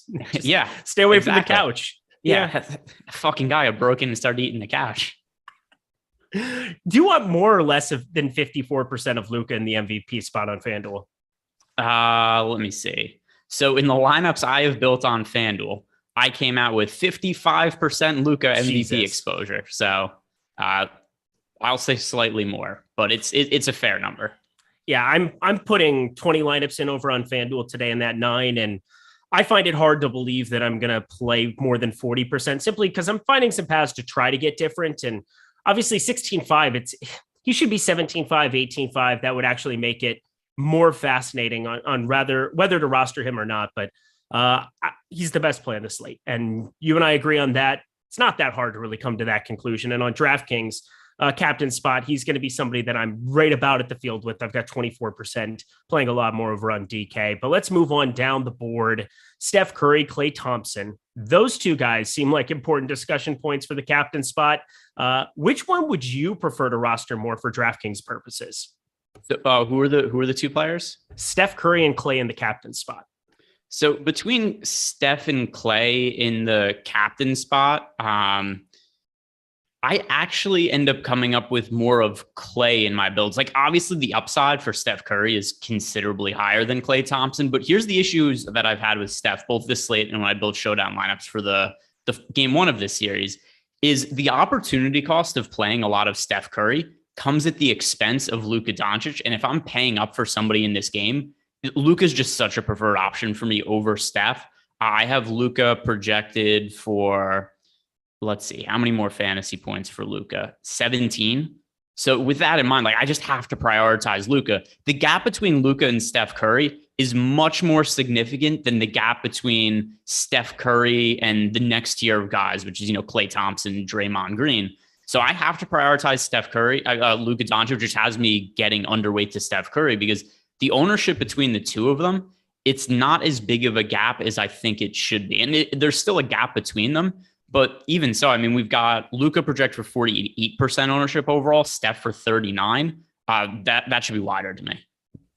I think that's appropriate. I'm looking right now. I like Klay Thompson more as a captain, 13-8.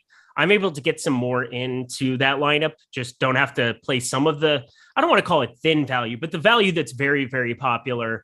I'm with you. I think Luka, I want to get to more than Steph. Steph's around 15.7% on DK. Steph, that's going to be getting shorted by me, and I'm going to have a little bit more Klay. By the way, MLB rankings, NBA ownership projections for this game too, completely free. So as I'm reading through ownership, play along at home over there. Go to the NBA tab over at Awesemo.com.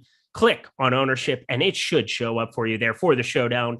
That's very nice of everybody to give you a glimpse behind the paywall. So take advantage of that as you're building your lineups if you're not yet a member of Awesemo Plus. But continuing down the board, anybody else that's really sticking out for you in terms of captain plays? Is there somebody that you're finding yourself over the field on for DraftKings purposes? And then we'll talk about FanDuel, where we can maybe get different at a star or pro spot. So let me sort my captain ownership over on FanDuel, DraftKings. I mean, one is Klay. So there's two that I come out overweight to in my build in a way that matters. One is Klay Thompson, who we just talked about. And Klay, the difference between the floor and ceiling on Klay is ridiculous. Even in game 1, we saw between the first and the second half, where he ends up scoring 0 real life points in the first half, and then he scores like 14 points in the third quarter. So he could score a lot of points very quickly, Klay Thompson. The other one is Kevon Looney. He's only projected for 7.7% ownership in the captain spot. I think he's pretty clearly the best overall value play in this slate because the minutes are still there. He's played really well, so I think he's earned them at this point. The closeout game against the Memphis Grizzlies, he played 35 minutes and put up 40 fantasy points. Then game 1 of the series, he plays 28 minutes, puts up 25.75. For the year, he averages right around a fantasy point per minute. And the only reason he only played 28 last game was because it was a blowout, or else he was right on pace to play well north of 30 again.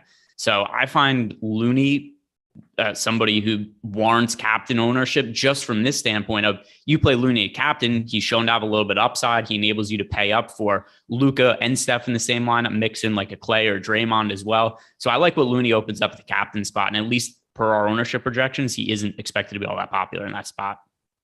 What are you going to be doing with Jordan Poole, who the usage is definitely going to keep coming down in an earlier round, and Sugar, we're going down swinging, but Jordan Poole, 28 fantasy points, 26 minutes, 24.6% usage. Feels like back in the day here when we were watching more of a limited Steph Curry, we had more usage, more opportunity for him. He was really efficient last game, 8 for 12 from the field, but just 1 for 4 from 3, had a little bit of foul issue, but it was just a massive blowout more than anything else. I want to find paths where I get to more of him just in the event that he ends up being a little bit more prominently featured here. I think he makes an interesting captain for me to land on here, but it's uncomfortable. How do you feel about Jordan Poole today? Yeah, don't really like him all that much. His role is so much different when everybody on this team's healthy. And I mean, you can just see it based on his minutes in the last few games. And, I know there were some blowouts that were involved, but still, game 5 against the Grizzlies, he played 20 minutes. Game 6, and this was a competitive game, he played 24. Last game, he played 26, but he did get some blowout run in that game. I think most likely we're seeing under 30 minutes from Jordan Poole, at most probably around 30. And he's really expensive at 8,000. And once again, I think the other guys priced around him should have projections that are quite a bit higher. Klay Thompson, Draymond Green, I think are much higher priority options than Jordan Poole. And then even somebody like Andrew Wiggins, who's cheaper, I project Andrew Wiggins for more fantasy points than Poole as well. So he just kind of gets lost in the mix for me, especially when you consider that he's popular. He's projected for 26% ownership in the utility spot on DraftKings. Overall, it's a 26% utility ownership, 31% ownership overall for him. When you keep that in mind, I mean, I just think he's overowned and overpriced. Well, before we get to the value portion of the program, Draymond Green, I think for FanDuel purposes as well, he's a guy that at 13K is harder for me to get to, but it kind of makes me want to boost his projection a little bit, just try to get to a little bit more of him. It's kind of a wonky spot that he's landing on. And I mean, I think on FanDuel, we're going to see guys like Dorian Finney-Smith get clicked on a lot at 9K for a utility purpose. We're going to see Kevon Looney, 9,500, Otto Porter, 8,500. Kleba will be a guy roster 8K, but I think Draymond Green's going to be a little bit contrarian to get to in any spot, in any kind of a star situation here. I guess third most there, 13K. He's just not showing up in a lot of my builds. Is Draymond Green somebody that you're making any kind of a stand for FanDuel or DraftKings purposes? I love Draymond Green in this series. And I think that there's an upside in his minutes that people are not representing, that people don't really realize exists. And one thing that was really annoying to me in game 1 is I bet a bunch of alternate lines on Draymond Green, something that, I've talked about a lot during the postseason, because I thought that there was a ceiling for his minutes that a lot of people weren't recognizing. He had some really low props at sportsbooks. So the over-under for his assists in game 1 was 6.5. I believe the rebounds were 7.5. And I thought that there was really high upside for that. So I hit on all of the alternate lines. He hit the over on his points pretty easily, hit the over on his rebounds pretty easily, fell short on the assists, but it could have been something that paid off really well, but it just didn't because the blowout limited him to 29 minutes. But let's just go through, and I did the same exercise the other day. So if people are listening to me repeat myself, I'm sorry, but I think it bears repeating that. And I wasn't on the show with Eric the other day when I talked about it, so he gets to hear it for the first time. But Draymond Green's minutes, going back to the Memphis series, game 1, he plays 17 minutes, but gets ejected in that game. We throw that out the window. It doesn't matter. Game 2, he plays 32 minutes, but he gets in foul trouble and briefly leaves with an injury. So another one with an asterisk. The game after that, he plays 27 minutes, gets in foul trouble, and the game is decided by 30 points. So it's a blowout. Game after that, foul trouble again. Picks up 5 personal fouls, only able to play 30 minutes. The game after that is the game Memphis Moran is out. Remember, they won by like 40 points. So he only plays 22 minutes in that spot. We finally get a competitive game where Draymond Green doesn't get in foul trouble in game 6. He plays 39 minutes. So I'm looking at this game. If Draymond Green stays out of foul trouble and is competitive, I think we probably get 40 minutes out of Draymond. I'm probably with the 40. I mean, 40? He was, so in the first half of last game, he was on pace to play 20 minutes in the first half. Then he got in foul trouble towards the end of the first half and came out, or else he would have played 20 first half minutes. So I just look at the rotation patterns. I think if all goes well, game is competitive, Draymond stays out of foul trouble, I think him, Curry, and Clay all play 40 minutes in that situation. It's just there's risk of foul trouble for Draymond though. Okay, well, I'm gonna have to take a look at some stuff, revamp some stuff here, guys. I'm talking about FanDuel as well. I hope you know that I'm talking about Fallout Boy. Yeah, that was not great by me. I apologize to everybody involved. Can you please talk FanDuel while talking DK? We are definitely doing that for you, BC. Well, I was just talking about Draymond Green. He's the third most expensive guy on FanDuel. And it seems like that's kind of getting him a little bit more ownership than I thought he was getting earlier in the star spot. He's the second most popular guy at 17.2%. Again, everything is free in terms of ownership today here at Awesemo.com. Take advantage of that so you can kind of play along at home. Go through your lineups, go through it as we're talking about it and see what we're seeing. Draymond Green, fifth most in pro, but yeah, in the star spot, he's going to be really popular. I still like him too. We didn't talk about this game. That's right, on Wednesday, because I wasn't here. Had to ditch out on you, sad times. But I'm looking at Draymond as somebody I like a lot for this spot as well. Just didn't like him as much as you did. And boy, that's a pretty good case because I have him for 33 minutes, and I thought that was about appropriate. So you said 40.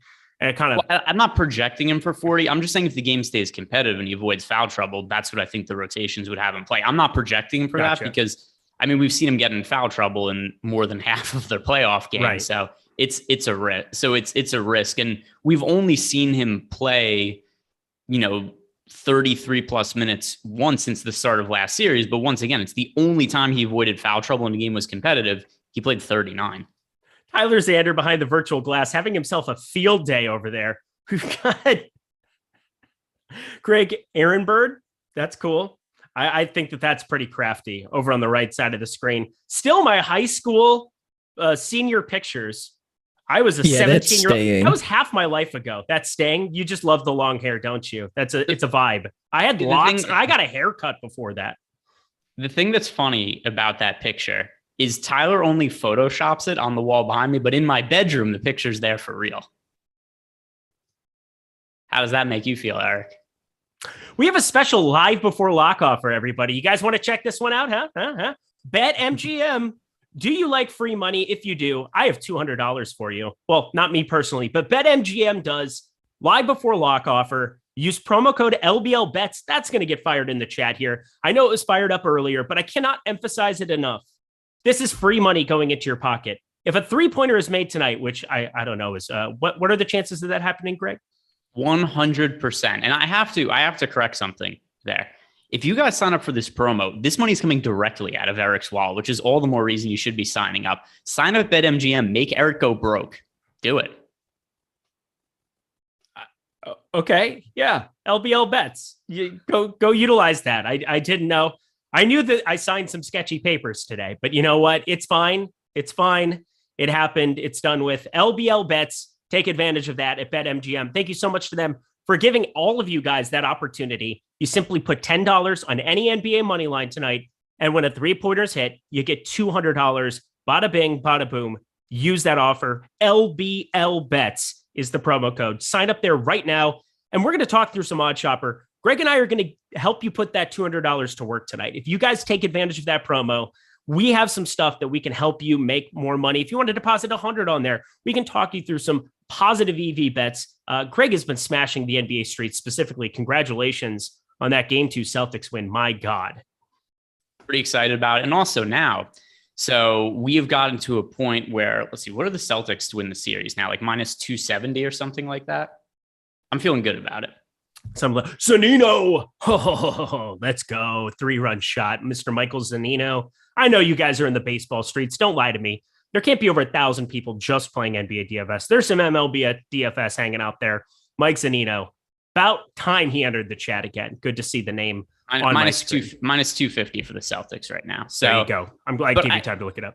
I think that they are considerably a better team than the Miami Heat, especially now that they haven't had a full roster for either of the first two games of the series. Game 3 will be the first time that they do that, and 6.5-point favorites. By the way, same exact line that the Golden State Warriors have over the Mavericks today. And based on a poll I put out on Twitter today, most people seem to think that the Heat are better than the Mavericks. So what does that tell you? Warriors are 6.5-point favorites over the Mavericks. Celtics 6.5-point favorites over the Heat. And most people think that the Heat are better than the Mavericks. We're doing some math here. Celtics better than the Warriors by that measure. Strategery. Lockbox. A little bit of that action. Okay. We continue on, my friend. Let's talk value plays. You touched on Kevon Looney, and I think he's probably the guy that we need to discuss the most in terms of utility. Then, of course, Frank Ntilikina, which is maybe the most disturbing thing I've ever said out loud. But Kevon Looney first. One, is he your favorite value play? As in, we're talking the cheapies on DraftKings and FanDuel. And two, why? I mean, easily. And it's the reason why, the same reason that I liked him before as a captain player. I think he's going a little bit underrepresented there. He's cheap. He's starting already right there. That is not something we could say about anybody else in this game. Actually, that's not true. There's Dwight Powell. So there's he's cheap. He's starting. And he doesn't suck. So we've got those things going for Looney. He's the only player of the 10 stars. Which is nice. Yeah. Which is nice. Yeah. There's two cheap starters. There's Looney and Dwight Powell. Looney's the one that doesn't suck. The other thing too, when it comes to Looney, is just the minutes appear to be secure right now. 35 minutes 2 games ago, 28 minutes last game, and that was only due to a blowout.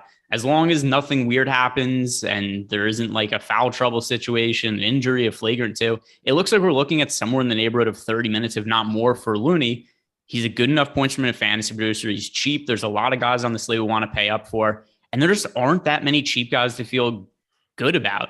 You know, I mean, I guess I could include Reggie Bullock in there because everybody knows I like Reggie Bullock, but I mean, still I'm kind of just thinking of guys that are the sub 5K range over on DraftKings. So there's Looney, there's Otto Porter off the bench, but Porter doesn't have anywhere near the minute security that we're getting out of Looney. So, I mean, I don't even see what the argument is for a better value play. All right. Let's talk Frank Ntilikina. I don't want to. I don't need to, but we kind of have to, because if you just go to Fantasy Cruncher and you do no adjustments, it is outrageous how much Frank Ntilikina pops up. And I cannot tell you how much that makes me want to cap him. Actually, I did cap him at 5%. And I'm just not going to play any Frank Ntilikina of any prominence. He's 1K down there, I think. And this is just saying in the event that there's blowout run or something of that nature, maybe you play Josh Green if you zero out salaries and you just kind of hope that there's any kind of a blowout scenario. But I don't feel good about anything that's 1K whatsoever, and nor should you. Is Frank Ntilikina somebody that you might play as a 1K punt to jam in everything else? Not with regularity. I do not have him projected particularly well. And the other thing, too, is you brought up blowout run. If I'm not mistaken, he didn't play in garbage time last game, did he? Josh Green? Let me look. No. Ntilikina. Oh, yeah, I don't think so, no. He was actually part of rotation and then didn't play in blowout. Yeah. No. So Ntilikina played 10 minutes, didn't get blowout run, but he wasn't going to play at the end of the fourth quarter anyway. So 10 minutes, I think, is more or less what we should be expecting from Ntilikina, and he is not a good fantasy producer. So overall for the season, Ntilikina played 12 minutes per game and averaged 8.5 fantasy points. Now we have to consider we're taking a couple minutes away from him. It's a difficult matchup. And, you're looking at like a 6 or 7 fantasy point projection from Ntilikina, and that's kind of if you're being generous with him.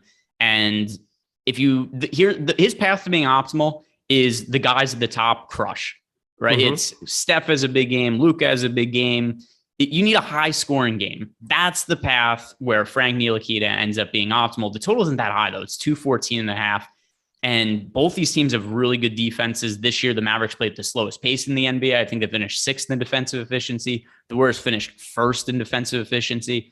So unless we're getting Luka, Steph, Clay, Draymond all going off, I don't really think Ntilikina is all that necessary. So over the course of my lineups, I have some exposure to him, but less than the field right now. And I don't think he should project particularly well. All right. On DraftKings, I'm going to give you a price point from 4K to 7K. So we're talking Dinwiddie, DFS, Reggie Bullock, Kevon Looney, Kleba, Otto Porter, Dwight Powell, if you want to be so bold as to say him. But who are you getting to the most in this mid-range? Because I feel like this is a very important talking point. So this range includes basically Looney, all the wings, and then Looney's there. I mean, Looney's your favorite. He's my favorite too. But okay. We're talking DFS, Bullock, who you apparently like all the time, and maybe I'm answering the question there. Dinwiddie, Kleba. Who are you landing on the most in this mid-range? And Otto Porter has to go into the mix too. Okay, so we are going... sorry, I have to ask you, did you say we're going up to 7K? Yeah, you can go up to 7K. So, I mean, I wanted to cut off Andrew Wiggins because we've talked about all the studs. I'm assuming you don't want to go crazy captaining a lot of these guys. mean, if I had to make a case to roster any of them, I think Looney and DFS make the most sense just because DFS plays tons of minutes along with Bullock. They definitely shoot threes and their stock upside in lots of ways. DFS can maybe make it work out for you, but he's going to be so crazy on FanDuel. And I'm going to be shorting him there that I find it hard to want to go cheer for him in any kind of a sense, just by going to DraftKings and getting all my exposure by any means. But I was just curious who you're landing on the most between 4 and 7K on DK. Sure. So starting with DK, it's Looney for me. Then Porter and Bullock are super, super close for me. I think both of them warrant consideration. I mean, Reggie Bullock just plays a lot of minutes and he chucks up shots. We got, more or less what you should expect from that last game. Played 36 minutes, scored 22 fantasy points. He also shot really poorly. If he had an average shooting night and the game was competitive, we're probably looking at upper 20s fantasy points from him. So I think I've probably been overweight to Reggie Bullock in every single playoff game so far this year. I'm sure people are annoyed of listening to me talk about him, but it's the same case of making all playoffs. He's going to play a bunch of minutes. He's relatively cheap. It's hard to ignore that on a one-game slate. Otto Porter off the bench. Otto Porter is really good. The fact that the Warriors were able to get him for a minimum contract in the offseason, crazy addition to the depth there. And, the only thing that kind of limits him is that he doesn't play a whole bunch of minutes. He's been capped at 26 in the playoffs. That's probably the most we're going to see out of him. The most likely scenario, somewhere in the neighborhood of 22 to 24. He's a good enough points from a fantasy producer that he warrants being in the mix. Other than that, there's nobody I get to at a high amount of in this price range, though. I love Tariq Skubal so much. He's so good at the baseball. It's just incredible. He got no love today on FanDuel.com, 9,500. Great times. But that was a great breakdown of everybody there in that mid range. I'm with you. I think probably flipping a little less so on Bullock, more so on DFS, but again, just because of his popularity, I'm with you actually today where I want to get to more Bullock, specifically on FanDuel. That's kind of where I want to just hope that he beats DFS straight up because of where we're kind of looking at ownership coming in. Anybody else that you really want to talk about in terms of utility? We could talk about some roster construction stuff here too, but I feel like this game, just because Luka, the presence of him, such a raw fantasy point projector, and I know last game we got really, really wonky on him and only put up 35. I don't see that happening the rest of this series. I think regardless, it would be very hard pressed for me to not see him exceed 55 every game from here on out. And that just makes me want to jam him in a lot of ways in the MVP spot on FanDuel. But anybody else in terms of value you find yourself landing on? All right. So just FanDuel utility guys, we'll call opening up the board on FanDuel because I know we got to give them some love. No discrimination here, Squirrel. That thing. All right. So, I mean, it's not going to be any different for the most part than guys over on DK. Here's one difference, though. Reggie Bullock is a lot more expensive on FanDuel. It makes him less appealing. There's also no 3-point bonus on FanDuel. So I know that people are dying to hear me say something negative about Reggie Bullock. He's far less appealing at 10K on FanDuel than he is at 5K on DraftKings. More expensive relatively, and then also just the scoring is different. Looney and Porter, I still think make for really strong plays on FanDuel. Here's one guy on FanDuel that I do think is a much stronger play than he is on DK. Maxi Kleber at 8K. Really cheap price for him. I do have some concerns about what his role is going to be in this series. He only played 19 minutes in game one. It was a blowout. He did get into early foul trouble, but I don't know that he's going to be a guy that plays like 28 minutes or anything like that with regularity in this series, which we saw from him quite a bit against Phoenix. I'm not sure that this matchup is going to end up with Maxi playing those kind of minutes. But either way, 8,000, he's been priced down after what happened in game one. That's a really cheap price for him. So I don't mind getting to Maxi Kleber at 8,000 on FanDuel. I think that he's a really strong value play there and less so on DraftKings. We'll talk about Brunson to round out everything here. That's a good point by everybody in the chat. Love you guys. Amazing. In fact, where did it just go? We just got like the compliment of all compliments, at least for me too. Slim Layden. Eric has chemistry with everyone, but him and Greg together is legendary. These guys are hilarious. It's like sex. What? Yeah, me and you.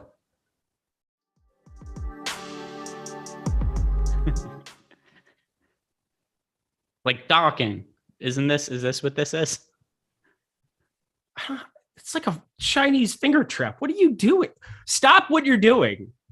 What? Why? Oh my God. You're still going. Tip the tip. I don't know what to say about this. We have good chemistry.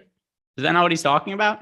You and me, baby, ain't nothing but mammals. So let's do it like they do on the Discovery Channel.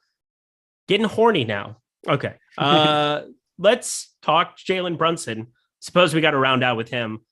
For FanDuel purposes, I will say it's kind of appealing to want to move him up the board. He's 12K. That makes him, I think, automatically somebody who's projected pretty close to the likes of Clay and Draymond Green for me. Looks like on Awesemo.com as well. Jalen Brunson, right around 30 fantasy points. Jalen Brunson, 32 fantasy points, 33 for Clay, Draymond, 31.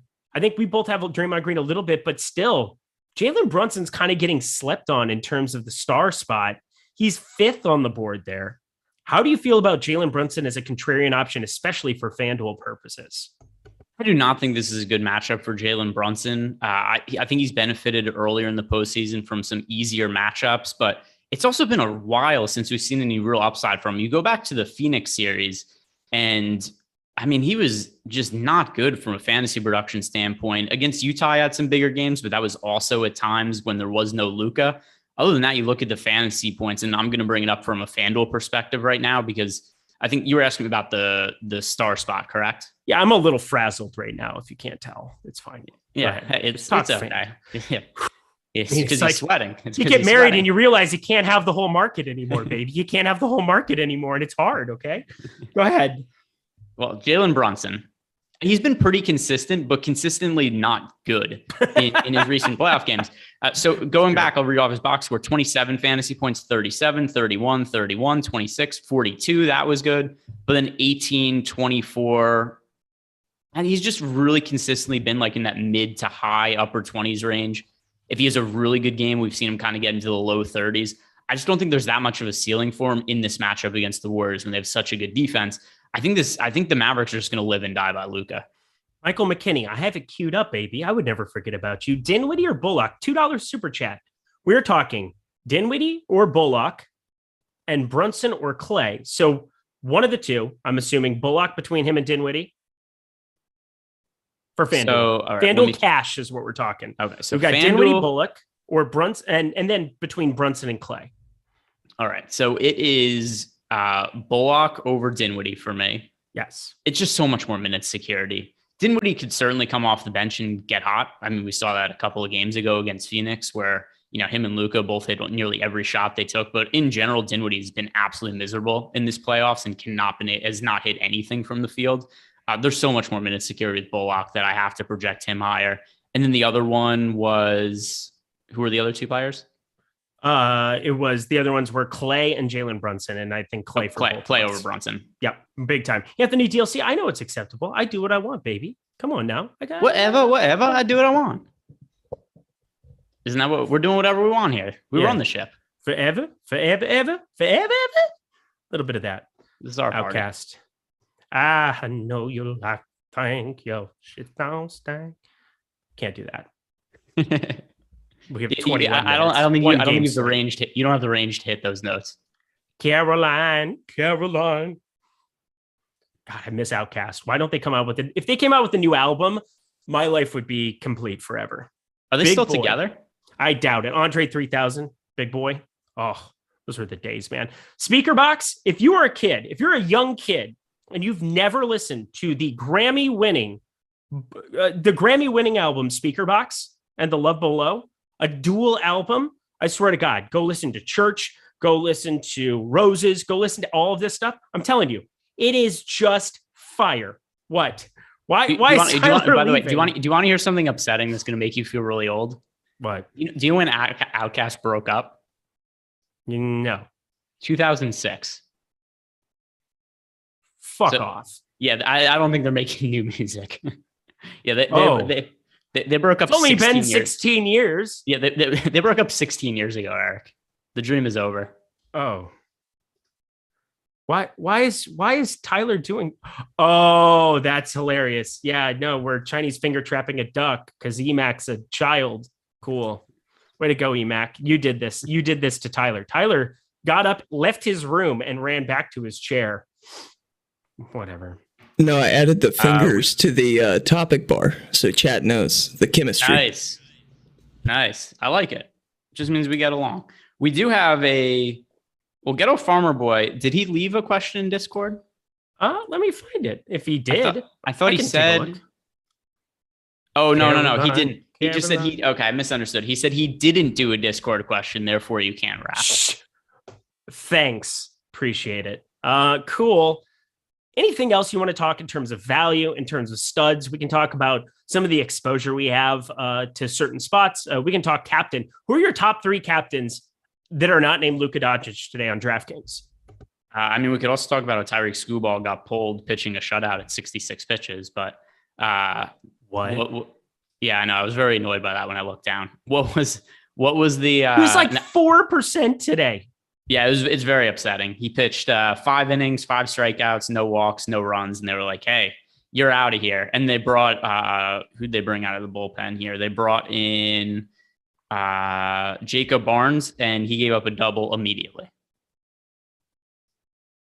Stupid. Bad times. Bad times, not good times. We are here for good times and good vibes only.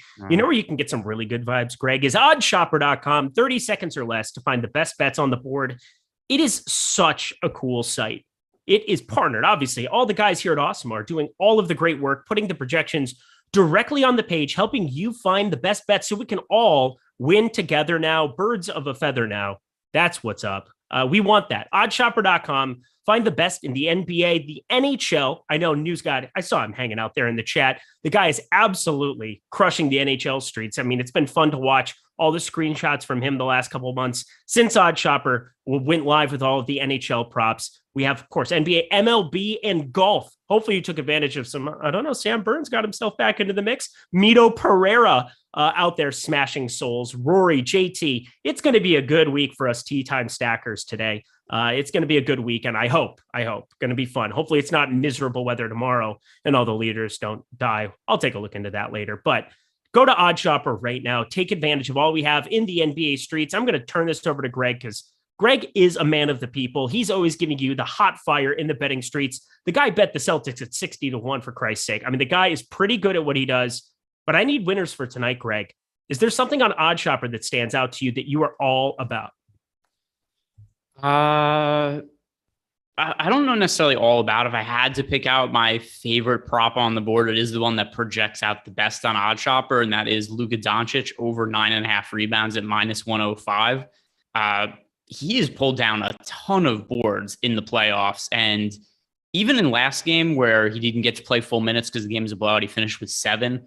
But look at his numbers overall for the playoffs. He is averaging 9.8 rebounds per game in the postseason. And a lot of the games where he fell short of that number, it was just because of blowouts. Other than that, the games against Phoenix, the final games, 10 rebounds, 11 rebounds, 7, 13. So in general, he was over this number way more often than he wasn't against Phoenix. And I think now the Dallas Mavericks have probably realized that if they're going to compete with the Golden State Warriors at all in this series, they're going to need 40 plus minutes out of Luka Doncic fairly regularly. And is there going to be risk of blowouts in some of these games? Yeah, because the Warriors are making their threes. They're going to run a lot of teams off the court. But at least from what we've seen out of Luka in a rebounding perspective in the playoffs, I could get behind it. We have him projected for 11.2 today. It's a pretty big number, but based on what we've seen from Luka and the upside potential for his minutes, I think it's warranted. I'm with you. I think that that's a great number. 9.5, -105, 68% expected win percentage, even for me. In California, where we don't have legalized sports betting, we have Prize Picks. Prize Picks is going to more than likely be live in your state if you don't have any legalized sports betting. And now there's a parlay builder on OddsShopper that can help you put it together for you. Luka Doncic over 9.5 will, without a doubt, be a part of my card as I'm building here as we get to lock. So 15 minutes, I'm going to put something together there. I think that makes a great addition to it. So check that out. Jalen Brunson over 4.5. That's more for the sports betting crowd, plus 130 if you're going that direction. 32% expected ROI next to 33% for Luka Doncic. Somebody looks like they're going to pull down rebounds. So Luka, Jalen, both of those look pretty decent to me. Head to OddsShopper, put together your card as well. Thank you so much to the guys, Alex Baker, Steve Buzzard, Eddie Lai, Sean Zun, putting together all these great projections, helping you win money. Thank you to them once again. And head to oddshopper.com. Best place to find bets in 30 seconds or less. My God, we've got all the ladies hanging out in the chat. Chalez B, we got Ms. Eunuch out there. It makes you think of like, hey, lyrics where it's like, all right. Now, ladies, yeah, We're going to break this And thing down in a few mean, seconds. Yeah, especially if you ever look at the demographics of our YouTube channel, it's a little male dominant. I'm not sure you might have been able to guess that. Yeah, a little, just a little. Guys, just a lot of guys. I would like to expand to more demographics. I don't know the right way to do it though. I'm not sure that doing this all show is the proper way to do it. Yeah, but I'm trying different things. I'm just shout out Greg Ehrenberg and his Lilo and Stitch shirt. It's very yes, Christian Javier, attractive. 5 strikeouts in the 3rd inning. Oh, that's dirty talk. See, don't do that to me. Now so Scooball was smashed, but Christian Javier on FanDuel was a real smash. Let's go. I also have Javier 10-1 to have 8+ strikeouts today. I just need 3 more. Christian Javier, I think he might get it done. By the way, the numbers on FanDuel are so weird with the alternate lines. He was 10-1 for Quinn M too. Quinn M. Sorry, I had to interrupt. We have so many ladies in the chat today. Shout out to the ladies. It's always great that on a Friday night and the feeling's right. If we have all the ladies hanging in the chat. I think, but by the way, Eric already. So it's Ms. Unique, not Ms. Unique. Ms. Unique. Good job, Eric. Good job, Eric. We lost one. Who knows? Who is Unique? I love you. Damn it, everyone but you gets it right. I am a loser. I was hoping nobody else would notice me. I was hoping I wasn't going to bring attention to it. I was hoping nobody else would notice you said that. Oh, God. I hadn't said anything till you said that, so I forgive you. Quinn M, good to see you. God, we have our 3 ladies. We're down to 2. Ms. Unique, great to see you. I apologize. And never again will I be that pathetic. Never again. That is highly unlikely. Go ahead. Continue saying what you were saying. I'm going to go mute and shut up. I was just going to mention the alternate lines over on. By the way, Christian Javier 6 strikeouts now through 3 innings. So the way the alternate lines FanDuel, they make no sense what they do with some of the pitching props because they go it's 8+ strikeouts 10-1, 9+ also 10-1, 10+ also 10-1, 11+ also 10-1. Like they don't scale further past that, and I don't know why you would ever bet the 11+. Eric skated the ladies off. What a surprise. Thanks, JJ. Appreciate you. Thanks for looking out. Bros. Yeah, but by the way, there's also no way for you to hide from that. That was terrible by you. It's not my best moment in the history of Live Before Lock. I've had some good ones. I've had some bad ones, but for the most part, I've calmed the storms, and well, I invited the storms that time. So Ms. Unique, great to see you. Never again. Eric in the back is Jordan. Yeah, Tyler, I'm embarrassed, but Tyler, take him off my picture. Take him off my picture. Take him off my picture. Oh, it's fine. You're okay. It's fine. Let's continue on here. Let's round out the conversation for everybody. Give me, if it's not going to be Luka, who are your next 3 favorite captain plays for DraftKings.com? I think we have the same 3 based on what you said before. All right, let me sort by captain. Mine go Clay, Draymond, Looney for what it's worth. Luka, Looney, Clay. Luka, Looney, Clay. Okay, yeah. So Clay, I've Clay more than Draymond, but I get what you're getting at. I feel like the Klay Thompson 38-minute, 55 fantasy point game is just a shot away. It's happening. It's coming. Shout out Rolling Stones with that one. But I mean, Jose Ramirez 3-run home run. As soon as they take out Scooball, did he get charged with any of those? No, he didn't pitch the inning. He didn't start the inning. Oh, okay. Well, awesome. Fun. Eric's a golf with polos. Yes, that's what I am. That's why I wear the polos. But anyway, FanDuel purposes. So MVP, I think we're both pretty clearly going to play some Luka. I had him down to 40%. I switched it. I'm holding hands with the field at 55% now in my 20 lineups. He's 54%. I just don't feel comfortable being underneath on that. Maybe I could go 75% and just, live and die with the MVP spot, basically Luka. But I want to get some Draymond and some Clay up in that MVP spot to kind of mix it up. Shorting Steph Curry today, but in the star spot, who are your favorite guys to get to for for FanDuel purposes? Sure. So getting to the star, the MVP, it is really hard to consider anybody other than Luka or Steph. If you want to take some shots on a Dre or Clay and hope that you hit that ceiling, okay, fine. Over the course of 150 lineups, there warrants some exposure. But in general, you should be playing Luka or Steph in the MVP spot over on FanDuel with a much stronger lean towards Steph, in my opinion. Talking about the star spot, once again, I end up with Luka in the star spot, basically in any of my Curry MVP lineups. But then outside of that, the next guys, it's Draymond and it's Clay. All righty. Well, I think that kind of does it. I don't really know what else to say. My lineups are in. Your lineups are in. I hope everybody else's lineups are in. If you guys have questions, hop into the premium Discord. Go ahead and ask them. Save me from myself having to do anything or say anything or be anything. You know, that's usually the best route. But I do say, gotta just love. Is Ryu just going nuts right now? A lot of people saying Ryu. Let's see. That would be horrendous for me. I wouldn't say going nuts. He's pitched 6 shutout innings with 3 strikeouts. All right, who's it back for the Dodgers? Bases loaded. Chris Taylor, one-time dealer, one time. I'll put it on right now. I mean, quietly. I'm not. Twins already 3-1. That's beautiful stuff. Now 4-1. I have so many Twins, Dodgers, Rays. They're starting to get involved, but it's basically all Benzanino. Probably not going to win with any 5-mans there, but yeah, that's going to be fun if Chris Taylor can join the mix. I've got a couple things I'm looking at here on FanDuel.com that could use it. That's for Andrew sure. L wants to know how many song references you could fit in 8 minutes. Oh, I think I've already had like 5 in 8 minutes. Well, I mean, there's a lot that I could do. Why'd you have to go and make things so complicated?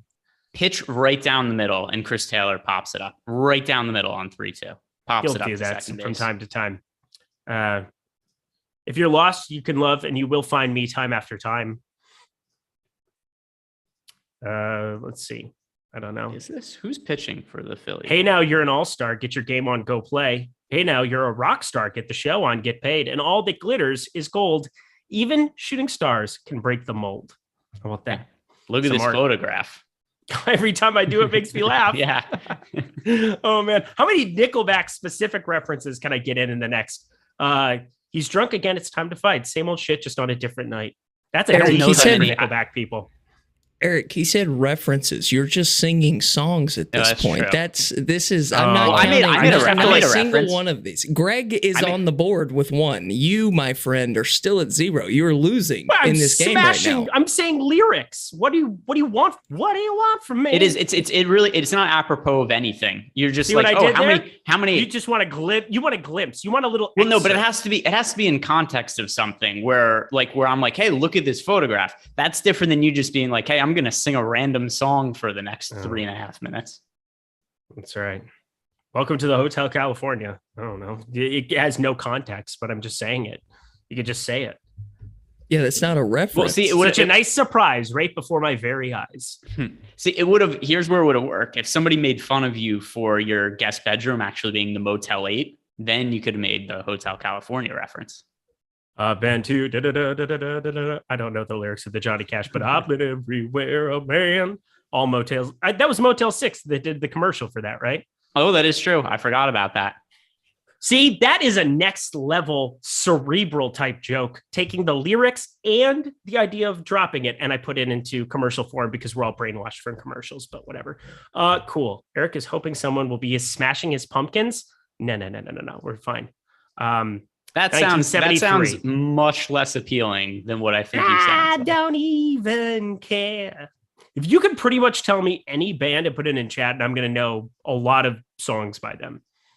Be hard. Berlin. Pressed. I mean, what? Berlin? No. The band Berlin. Name one song by them. I can't. Take My Breath Away. Oh, that's. Wow. I didn't know that. I didn't know that. Oh, the Top Gun reference. Oh my God, is Top Gun 2 coming out? Incredible. Do you care about that movie at all? I do, big time. Yeah. Do you? So my wife helped out with it forever. So she's a Paramount girl. All right, fair enough. Now I'll pretend to be excited about it. You have to like it. It's so I generally, for me, I don't care that much about sequels. Mm-hmm. I do like John Hamm though. You like sequins. You don't like sequels. I like John Hamm. I like Mad Men. I love Lamp. I like the women here. I'm out. Good luck, fellas. No, get a farmer boy. Don't leave us now. Iron Maiden. Oh, don't even make me. Oh, it could get weird in here. That's for sure. Eric Almighty. I don't know. I'm just having fun. Caroline. Everybody's by the way, bringing that somebody one up. asked this. I think this is a relevant Aerosmith, question. Dream On. Come on, Dream On. It's beautiful stuff. Big Hurt 828 Flower said for FanDuel, favorite contrarian MVP. Here's what I don't really like that much about FanDuel single game contests. I talked about this with Josh the other day too. It's really hard to reasonably get different at the MVP spot. It's not to say it won't work out from time to time, but it's very rarely worth chasing. Like, how often is like Otto Porter going to outscore Luka Doncic or Andrew Wiggins? It just hardly ever happens. So what they should do on FanDuel, the same thing they do on DraftKings, just change the salaries based on where these guys are in the spot. Like the MVP should be 1.5x salary, and you rearrange it, and so there's actual decision points to be made. The thing that handcuffs the FanDuel single game the most is that you kind of realistically only have 2 MVP options to get to, and Luka or Steph Curry, who are just massively more likely to have the top score on the slate compared to everybody else. So to answer your question, it's really hard to ever reasonably go contrarian at MVP on FanDuel. I'm very much with you. It's very difficult. When I said I changed it to 75% on FanDuel, because even in my 20 lineups, I want 15 of him, or I want 15 with Luka. I'm basically taking 5 of those, $45, and I'm lighting it on fire. And I kind of know it, but some weird stuff happens. Like, I don't know, Marcus Smart going completely bonkers yesterday, who I actually liked in the captain spot on DK. I didn't play enough, but what is life? Baby, don't hurt me no more. Kind of. What is love? What is love? What exact? You know what love is? You know what love is? Love is playing Reggie Bullock overweight to the field on every single slate in the playoffs. That's what true love is. Love is playing Reggie Bullock, going tip to tip, and singing songs. Is what he is. Yeah, Reggie Bullock. Bullock. We got to start saying that from now on. Bullock. Bullock with the emphasis on the lock part, because that's all this guy. And I think he's probably one of my most plus EV players I've rostered in the postseason. Yeah, that's what I'm saying. Garrett Leary, I was just saying Smart was MVP. That's what I was getting at, is that he was MVP. But whatever. You're going to do this whenever you can now. That's just what we're at now. Tyler Zander getting in the party. Welcome. Happy Friday, my friend. Let's get it ripping, baby. 32 minutes. Time. 32 minutes. Go Mavs. It's game go time. Mavs, go. How do you want? Oh, I guess because you're from Texas. Do you? I never asked Tyler about his rooting interest in anything because I'm not interested in him. But Tyler, do you care? Do you prefer the Mavericks or the Mavericks or the Rockets, and why? I prefer the Mavericks, but that's solely based off of like location. I grew up in Waco, which is an hour and a half from Dallas. It's 3 hours from Houston. So naturally, I just like Dallas teams over Houston teams.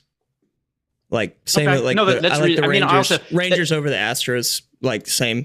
Like yeah. I should have thrown the Spurs in there too, because I mean Texas is real. Like you could live in Texas and be 6-8 hours from a basketball team. So it makes sense that it'd be location related. Location. Oh, we are 1 minute from lock. Actually, when you guys hear this, we'll probably be there. Hopefully you got your lineups in. Hopefully you're ready to rock with Greg and I. Don't go anywhere. Open up a cold one. Join the party. Come on, Barbie. Let's go party. Ooh. By the way, you got a super chat from somebody who likes you. I did. I like when people like me. The Goose 555 $4.99. Well, he doesn't just like me. Let's be dead serious, because I'm not the star attraction of the Slate Starter. But he asks, Eric, can we get one Slate Starter before end of season? Well, that would be up to one Rinpack at Ryan Putnayak. Go check him out at Rinpack on Twitter. But that's our dude. I mean, he's the guy who brought me to Awesemo.com. I would not be here without Rinpack. There is no question in my mind. I can guarantee you I wouldn't even be a DFS player if it weren't for Rinpack. He made it fun. You just find that one buddy that we had never met each other in real life, but we met. Yeah. Buddy. Yeah. Everybody unite. This is the new, the new symbol when we see people that are listeners on the street, because the YouTube channel, how far are we away from 100,000 subscribers? We're not that far. Like it's going to happen sometime probably in 2023. And then we're going to be famous, Eric. And what's going to happen is people are going to see us on the street and be like, yo, Eric. And it'll be really cool. Oh my God. My wife will tell me. My wife will not know what to do with herself. She's in the other room. She's probably, what is he doing today? This has got to be the weirdest thing ever because I keep singing, keep dancing, keep having fun. Producer Ty joining the fray. We got producer Ty Cam. That's good times. I'm happy to have that. Looks beautiful. He's got that perfectly cropped. I'm not going to lie. Perfectly cropped. What time does the game actually start today? That's a great question. So remember the cheat code. Who's doing it? TNT? Oh, baby. 06. 06 is my guess. Over or under? Just because I don't think they have our best interest in mind, I'm going with the over. I was going to say a penis forearm is more indicative of the streams based on that weird freaking conversation that one day from, I don't know. I have no idea what they were talking about on the previous show, but it was obviously weird stuff. That's for sure. Did Duke get his walk? He did get his walk because my wife's awesome. Y'all tips touch, best ball moderate. Oh yeah. Tips touch. Tip touch. We do it. I was gonna say we should do it through the computer. We both put our finger up to the. Nice. Oh, that was cool. That was cool. We stopped the show. Yeah, I was actually nervous I was going to put my the camera out of focus, but it worked out. Here we go. We got the good. We got the really important poll up right now. Game start time 9:06 over under. God, what is it? We're at 0-2. I'm still taking the under. I think it's going to start pretty early. T McBee, I'm with Greg. I fully expect high fives and free beers from random strangers all around this summer. That would be great. At some point, we're going to do it. It's going to be nice. We're going to all get together. We're going to have a merry, jolly good time. We'll have a gay old time. To go on the music theme from earlier, if you could go back in time and see three, or now, you could see three Stevie Nicks. Who are your three? Mine are Michael Jackson, Whitney Houston, and Queen for me. Which Michael Jackson? Prime Thriller album. Like Thriller album dropped like 6 months prior. How old would you like to be when you go to see him perform? Preferably above the age of 20. Oh, wow. I mean, if you would have said above the age of 8, it would have had the same effect. Michael Jackson's a good one. I don't know how you can't say the Beatles, though, also. Underwins. The game is underway. Look at that. Oh, TNT boy. knows their shit. 03. Yeah. 03, baby. Oh, we're going to be able to... Oh, Klay Thompson misses a bucket already, you piece of shit. Doncic rebound on the board already and a bucket. It's almost like he's going to score lots of fantasy points tonight, Greg. I would think so. I would think this is... I mean, because every Luka game, you kind of expect him to score a lot of fantasy points. Turn back all right. time. Wait. We have to get our official answers. Yeah, we have to get our official answers. I think I would pick Stevie Nicks 3 times. I love Stevie Nicks more than life itself. All right. That was That's like egregious. My girl growing up. And then what? It's egregious. Fleetwood Mac is egregious. Go listen to Dreams after a breakup, Tyler, and get back to me. Okay. No, but I'm saying like you get 3 people. You're going to go see Fleetwood Mac 3 times. Like that just seems like a bit of a waste. It's okay. Fine. I'll use my magical powers. So anyway, mid 70s, give me Fleetwood Mac. Right after the Rumors album came out and they were touring on that. Specifically, they went to Hawaii for a hot second. I'd love to go see that. Mick Fleetwood doing the drugs, living out in Hawaii. Now he's sober. He's a good dude. But Luka Doncic full threat with and one? Or no, it wasn't and one. But I'm looking at my computer. Golfing next week, and I'm not good. Javier. Number one piece of avoid to avoid sucking. Everybody who says keep your head down is a liar. That's the best piece of advice I have is that don't do that. But Fleetwood Mac would be one. I like Jimi Hendrix. I think Jimi Hendrix is a great answer by people. But here's the thing. I don't know if I would be more, I would almost want to like pick a festival. Like if you could tell me I could see Jimi Hendrix and then multiple other musicians like at Woodstock or something like that, I'd be far more enthusiastic than just one concert, one night, Jimi Hendrix in England. That's not the game, mate. You got to go see Jimmy in England. That's the game we're playing. Because I'm gonna here's my answer. I've thought this through, and because I want the scene of it. I want to know what it was. I want the scene. Michael Jackson. It's a good answer. The Beatles. That's definitely in my top 3. And Elvis. I want Fleetwood Mac. I want the Beatles. The Beatles, especially the Roof concert, 45 minutes before they got shut down. That was incredible. If you haven't seen that documentary on Disney Plus, go Watch it now. The Get Back. Oh my God, it is outrageous. Jordan Klein loves it too. So, I'm not the only one. I'm not the only one. 8-2 Dallas, first commercial break. 8-2, first commercial break. Klay Thompson actually on the board. That's good. Honestly, Salad comes in with hot fire because I think this is why I was waiting for the third one. Could you imagine how banger it would be to hear like the Moonlight Sonata for the first time? Like Beethoven or Mozart or anybody there? No, that's way too fire. That is fire way too take. Way too salad no. That is trying way too that's trying too hard to be smart. Bum bum bum bum. No, I would get bored. No, you wouldn't. I absolutely would get bored. I'm not listening to Beethoven play the piano for 48 minutes. Yeah, can I bring modern solutions like along the way? Can I bring some THC cartridges or something to make it a little more entertaining? See, I was thinking about Pink Floyd, but here's the problem is I only like really one album by Pink Floyd.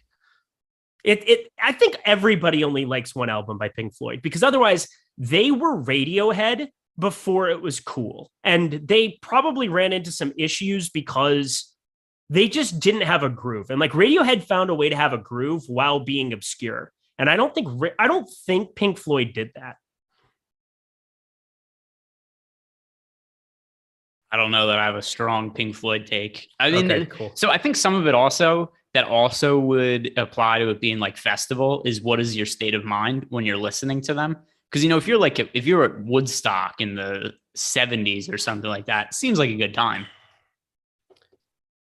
I think my third is Tupac. I think I would want to see Tupac in LA.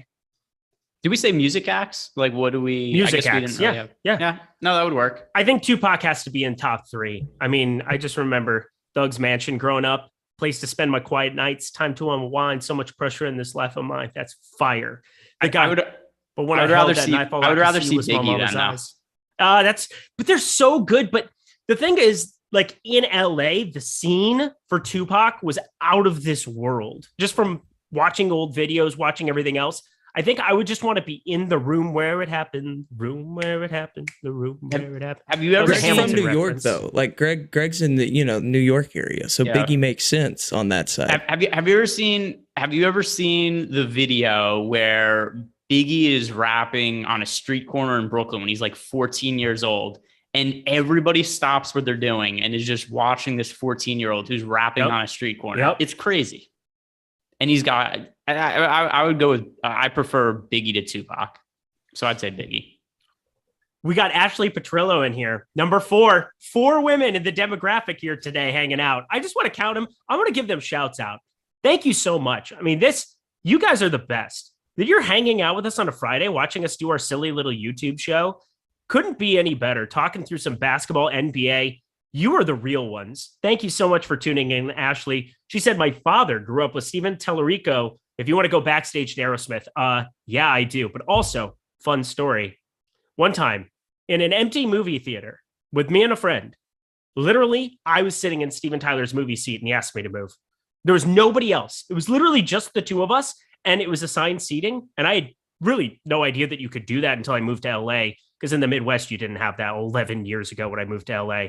And was sitting there and a guy comes up in like this huge sash thing and like a big scarf and glasses. He's like, hey man, get my seat. I'm like, oh shit, that's Steven Tyler. Yes, I will move, sir. He goes, no, you're fine. Just we'll go back. And so it was just like him and his daughter hanging out. Not Liv Tyler, but different girl. So he was in, that's a little weird to me that you're in a movie theater, nobody else is there. And he just wants to let you know that you sat in his seat, but also because it was in the dead center, but like we were the only people there. So we're like, oh, we'll just go in the middle rather than where we bought our movie tickets for the night before because there's nobody else in the theater. It was like an afternoon Wednesday showing, but apparently like American Idol or whatever he was judging shot on the CBS lot next to the Grove. Have you ever seen any of those kind of shows filmed before? I saw So You Think You Can Dance one time with my ex-girlfriend. It makes them not fun to ever watch again. I don't know if they're that horrible. Was your experience. 4 hours of stopping and they handed pizza out to the audience and it was just like, oh, and I knew nothing. I still know nothing about dance, but I do respect the shit. out of these people who are like warming up, and you watch them like get ready to dance and go on. It's not like they just come out and go. There's like 8 hours, 10 hours of practice and routine and stuff. And dancers are insane, man. They are some serious athletes. They're not James Harden out there clubbing the night before. I saw Deal or No Deal get filmed. And oh my God, if you want to see a show get ruined by seeing a taping, when they have to do multiple takes where they're telling people, no, when you pick the box, you have to be more excited. And then they go do it. They pick the box. It's like, no, more energy. And then you get people going like way too crazy over the top. Like, all right, let's dial it back a little bit. And then it's like, oh my God, you have to do, because like, there's nothing to do on that show. People are picking a number on a box and they open it up. And it just takes over and over again, making sure people have the right amount of excitement as they open it. And then it's just soul crushing to sit there because it takes them, for one segment of somebody opening up the boxes and getting their prize. Like, what does it take TV time? 11 minutes? Mm-hmm. It probably takes them an hour to film that, and it's not fun to sit through. I didn't know that. I mean, I've had people I know that have been in those tapings or done stuff, either like been a performer on them or something like that. But I don't know anybody who's been to the live audience for it. And I'm sorry that was your experience. That sucks. Wheel of Fortune, I heard, is awesome. For what it I can see that because you sit there and you kind of play along. Yeah. You play along with them, and I'm sure that they just play the game, and that's how they record it. But and they do multiple. They do multiple shows in a day. They do like 3 or 4 that they record back to back to back to back. Yeah, I could see that. I could see like Jeopardy being enjoyable to go to. Any of the ones where you could play along as the audience. You're sitting there. There's no skill or anything to picking the boxes when you're sitting there in the audience on Deal or No Deal. And then you just get annoyed where it's like, really, they have to yell more after they pick the box. It's not fun to watch. Real Work 3. He has all caps. He wants golf advice. Here's the thing. If you've never played golf before, you're probably not going to play very well. And that's okay. The biggest and most important thing in golf is that you have fun, that you enjoy yourself. And if you really want to get better at it, just accept that everything you do by the green is going to matter exponentially more. So get good at putting, then good at chipping, then get good inside 100 yards, then start hitting drivers. Do it the Tiger Woods way when he was like 5. That's probably the best way to go about it. Yes, it's fun to hit the ball very, very far, but it's also going to be the thing that matters the least. Just get it on planet Earth as you're starting. But best of luck to you. Tyler broke his 8-iron 2 weeks ago. Why does that not surprise me whatsoever about you? Do you want to know the most disappointing part about the whole thing? Is that you didn't kill the guy. Right. And he was still breathing, but it was fine. I hit it on the tee box on a par 3, and after I hit it, it didn't break, right? So I went to grab the club to put it in my bag, and it broke when I grabbed the club head to put it in the bag. So it wasn't even like a cool action. It just looked dumb and sad. You muted yourself, pal. Yeah, Eric, you're muted. Corey Ballmer just won the day. I need to know everything. Corey Ballmer. He said he was on Legends of the Hidden Temple back in the day on Nickelodeon. What team were you on? Did you get to the final round? Did you go into the Shrine of the Silver Monkey? Where did you do that show? I think Slapped. Anybody who was a child of the 90s fantasized of being on that show at some point, and we all knew we would win if we were on it. Yep. I need to know everything. Corey Ballmer, if you're a factual, which you've got a badge next to you, so I trust you, that would be awesome. Also, hearing Luka's going off 17-8, sure is 8-6-2-2. Jalen Brunson 8, but 2 personal fouls. Dorian Finney-Smith just knocked down a 3. Man, we're looking at Dallas being a little bit more competitive. Looks like we might have our first competitive game in, 2 weeks in the NBA. That'd be cool. Well, I mean, they're up 19-8, so maybe not. Maybe not. Sometimes maybe good, sometimes maybe shit. I like the barometer of a competitive game is that it's an 11-point game 5 minutes in. Tyler's so mad at himself he didn't have it queued up. Yeah. No, he knew it was coming at some point. I accidentally deleted those files. I got to re-upload them. It was an accident. I ran out of space. Also, have you ever listened to Selena? Are you familiar? Guts. That was fire too. Getting the crag. You'd like climb the crag. I forget. They started that show again.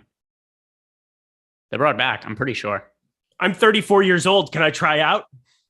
Let's see. Legends of the Hidden Temple. I'm pretty sure they brought it back last year. Oh, yeah, they did. Guts there too. Oh my yeah. God. Guess the Legends of the Hidden Temple reboot, which is still ongoing from last year to this year. Guess its IMDb score.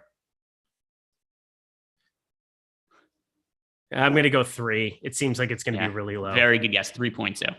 Yeah. I got enthusiastic. I wanted to say something nice, and then I realized that I probably couldn't because I haven't even heard that it's on the air. Yeah, it's the only reason I know is just because some of my friends being like, "Oh my God, it's back." Remember, we all could have done this back in the day. And then I saw people say it's really corny. The new version. Well, here's also part of the issue too, is that was a show we liked because we were kids at the time. And now you're kind of rewatching and trying to regain that same nostalgia. Like, well, this is stupid watching it when you're in your 30s, but it's not supposed to be for us at this point. It's probably fair. Should be, though. I want to enjoy things. 23-10. Dallas just putting their thing on the thing like that. That's what they're doing. What are they doing? Golden State turning the ball over like crazy. Doing the finger touchy thing. Yeah, there it is. Found it. I was on Guts, bro. It was fire. Colin Richardson, you were on Guts. So we have somebody on Legends of the Hidden Temple and Guts in the same stream. This is the greatest stream ever. My brother got slimed once. Did he really? At Nickelodeon? What did you do there? Just I Universal. feel like your family goes to Florida a lot. Well, if you ever gone to, if you go to Universal Studios, you could go see one of those shows and they'll pick kids from the audience to get slimed if they want to. And so my brother went, but then here's the downside. Then you're walking around a theme park covered in like green applesauce shit for the rest of the day. So like it's a snack. It's a carry around snack. It seems like a good idea, but now I'm thinking about it from my parents' standpoint. I'm like, oh, that's such a disaster that they had to my brother probably like smells bad and he's just covered in green goo the rest of the day. Oh man. You know what I wish more than anything about Odd Shopper is that we had updated golf odds, because I don't know, Greg, how much money would I have won today if somebody had just bet on the thing that I put into our group chat today? Well, I would have won a lot of money. So one of the issues with the first round leader bets, if you're betting them live on DK, the max bet is like $4. Oh, second round leader. Whatever. For like any of the in round, like first round leader, second round, the limits are so low. Sucks. I would have fired so much money on Will Zalatoris. But you wouldn't have been able to. I said before the day started, I was like, Will Zalatoris, second round leader, chalk it up. AM, PM wave, take the PM guys, fire it up, and Will Z is going to be leading the tournament. Who's leading the golf tournament is Will Zalatoris. Will Zalatoris. I do have an outright on Will Zalatoris though. Oh, so you do? That's nice. Yeah, I have him I bet him during round 1 though outright at 23-1. Michael Chavis finally hit a home run and it doesn't effing matter. Good to know. Cool. Pittsburgh. I've been playing that guy so much. I know Terry hanging out in the chat absolutely loves that man. With that said, though, less so. It's not like you would have wanted to have played Pittsburgh on the slate. They're down 5-1. They have 4 hits, and one of them just happens to be a Michael Chavez homer. Now they're down. They've scored 1 run. They're so bad. Got slimed. I can't say that, but that's pretty hilarious. I was on stage at the House of Blues. Does that count? I was on stage at the House of Blues. I played guitar there multiple times. Oh, did you? Fun I know story. Eric really plays, did. Eric plays piano. I do. Guitar. I do. What was? I don't sing. I can tell you that much. No. Not. I mean, well, you do sing. I've heard you sing many times. It's not your instrument of choice, though. It is not. It's not ideal. It's not great. Any other vuvuzela? Remember those? I played trumpet back in the day. That was my forced musical instrument in high school for my parents. But just wanted to be an athlete, bro. 8 strikeouts for Christian Javier. He gets there. Did you get Panda Express? What'd you get down there, Ty? What is that? What is that goodness? I got Raising Cane's. I also played the trumpet, by the way. Trumpet guys. Trumpet? Yeah. Trumpet guys unite. First chair, might I? I've never played an instrument in my entire life. You haven't? No. Oh, we got to fix that. No, we really don't. It's to the benefit of nobody. I have a piano. Didn't you else? Yeah, I played golf. That's what I did. We're still on. Guess we're still on. You played piano back in the day? Is that what you just said? Oh, no, I thought I never played an instrument. Oh, okay. No, I said I have a piano. Yep. How many words to minute do you type? You have a piano. I would love to go play piano. I have one right here. Nobody knows. That's a piano right there, y'all. It's a piano. You played it. Yes. You played it. You played it Thanks. once on a show. Did I ever? I've never played it on a show before. I'm pretty sure you did. Never. Maybe it was after a show then. Maybe one time. Again, that can be the draw to have people come to the end of the show. I'll play some kind of a made up song. Joey Corman can write the lyrics, and I'll play the instrument. And who can sing? I'm not a great singer. That's not my forte. By the way, true or false? This is the longest 30 minutes in the history of the world. I mean, it's been, but I've had fun. It's been. Oh, yeah, no. It's been good. It's been good. I'm just kind of hungry and it won't end. In terms of the basketball, oh my God. So you thought this game was going to be competitive. Do you still think it's going to be competitive? I mean, 26-10, this is fun. This is 26-10. Luka is outscoring the Warriors right now, which I'm sure 8 million people have tweeted on Twitter and think it's the funniest thing ever. But Luka, 12-2-2-2, just smashing the Warriors from the Golden State side. Nobody's doing shit. They have 10 points more than halfway through the first quarter. Draymond Green has negative FanDuel fantasy points. Everything is a disaster from the Golden State side.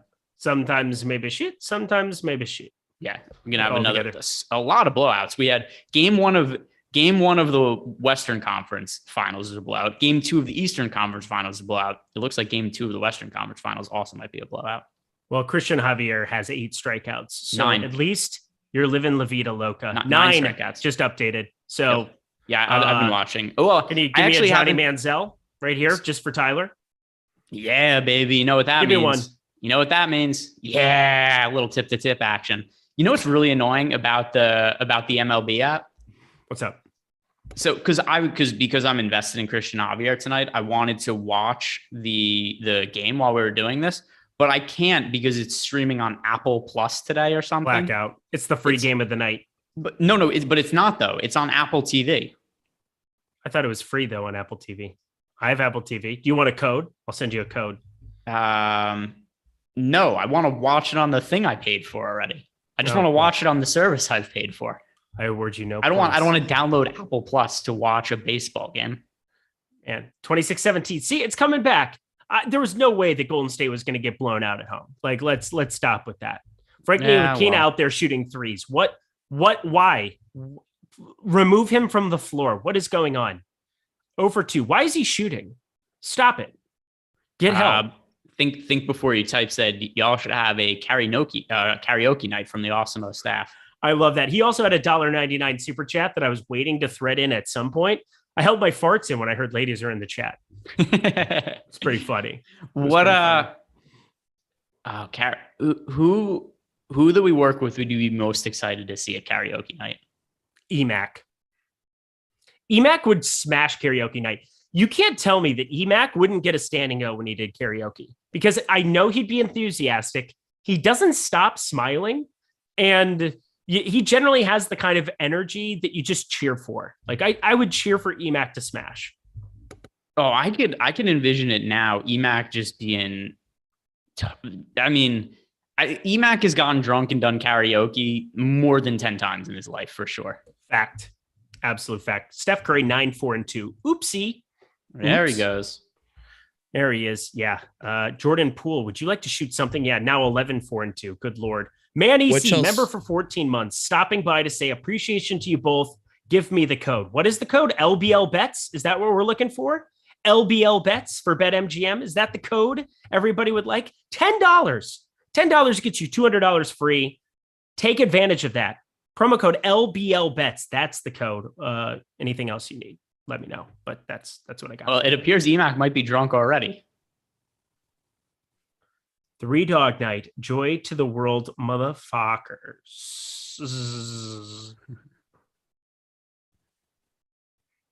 Emac, have you done karaoke before? He might be at karaoke watching this on his phone because he's waiting to go. He's one of those guys who doesn't watch other performers. He's just thinking about what he's going to say and how he's going to do it. You know, the people before assembly, before they go up and talk, they're not listening to anybody else talk. They're in their own heads. That's Emac. He's getting in the zone. What's y'all's go-to karaoke spaghetti song? By the way, ever since I said it looked palms like the Warriors... are sweaty, knees weak, arms are heavy. There's vomit on his sweater already. Mom's spaghetti. He looks nervous, but on the surface, he looks calm and ready to drop bombs. Buddy. Don't worry, Chad. I got y'all. So I was letting you know. That's Emac's song. Nah, Emac is singing like something country. By the way, Warriors on a 13-0 run in 2 minutes since I said that they were going to get blown out. You know the first country song I thought of for Emac? Before He Cheats. That would be the greatest performance ever. If he went up and did Carrie Underwood for all the people, I'm going to put that thought into a basket, and I'm going to make sure that at some point in my life that I get to experience Emac singing Carrie Underwood Before He Cheats. That's what I counter need. offer with Man, I Feel Like a Woman by Shania Twain. No. Before He Cheats. No. It's just like, come on, lay into it. Emac drunk on the mic singing It's Raining Men.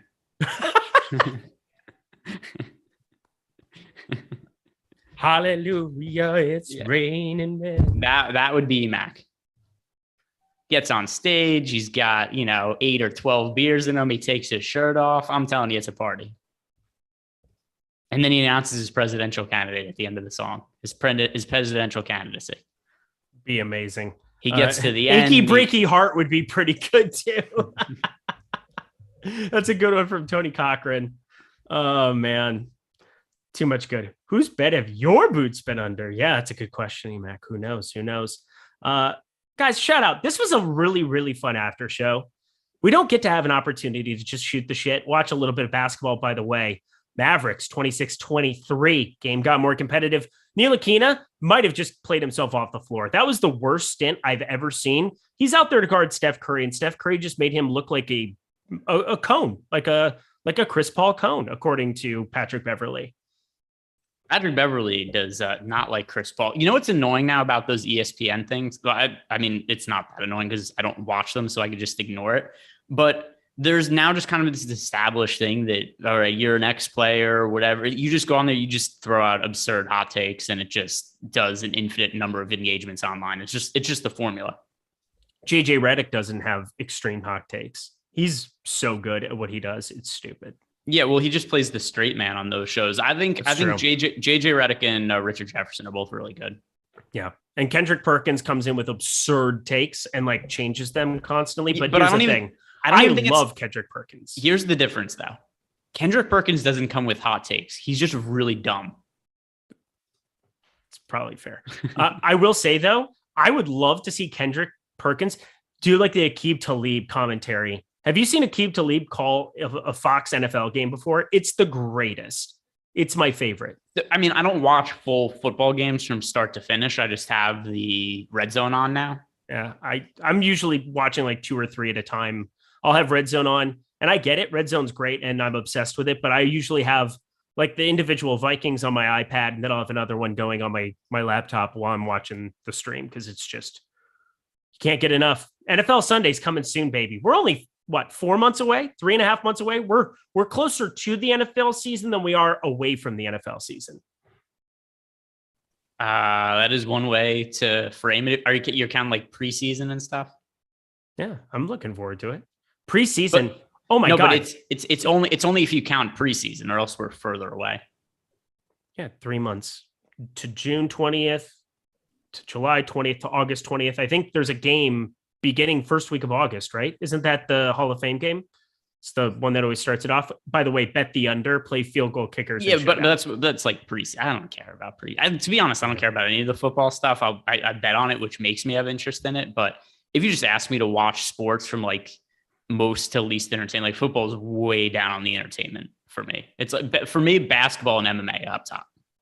Well, high up on the entertainment spectrum, that is oddshopper.com. Utilize it, go to it. You know it, you love it.